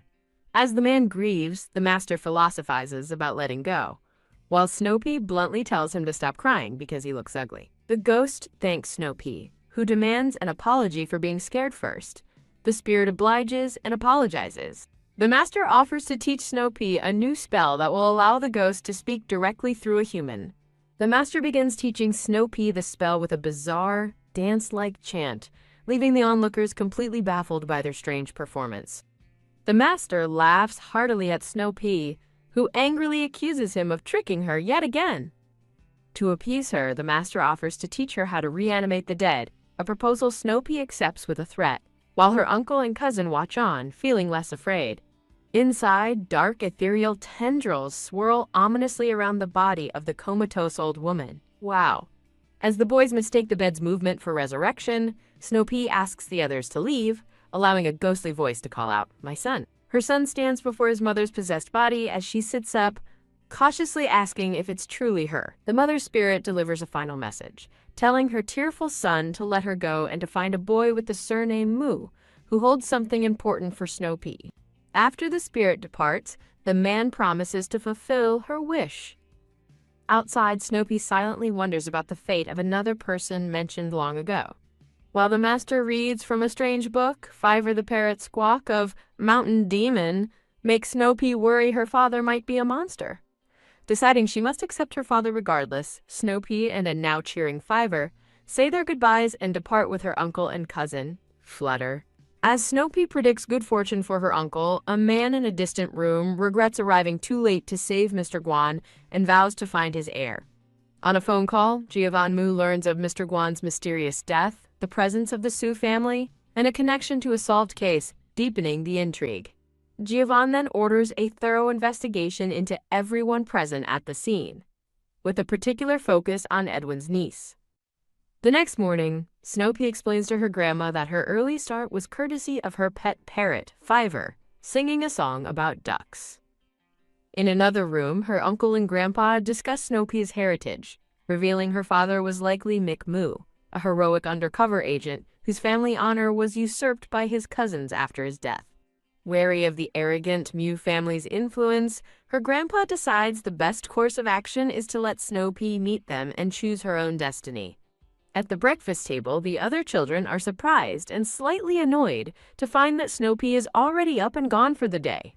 Snow Pea's cheerful arrival is met with her cousin's playful challenge and her grandmother's stern lecture about waking up earlier, which her grandpa dismisses as overly harsh. After promising her grandpa she'll wake up even earlier, Snow Pea is delighted when her uncle announces he's taking the children on an outing. In the car, Snow Pea spots another woman possessed by a cowardly ghost, prompting her master to muse on her uncanny ability to attract spirits. Snow Pea curiously observes a tall, imposing man, and though her uncle warns her not to stare, the man senses her gaze and pauses. At the Mew family restaurant, the family matriarchs scoff at the news of Snow Pea's arrival, contemptuously dismissing her as the child of a wench and refusing a DNA test. Despite a younger member's suggestion to meet their guests, the family patriarch arrogantly declares that the Su family's wealth means nothing compared to their authority.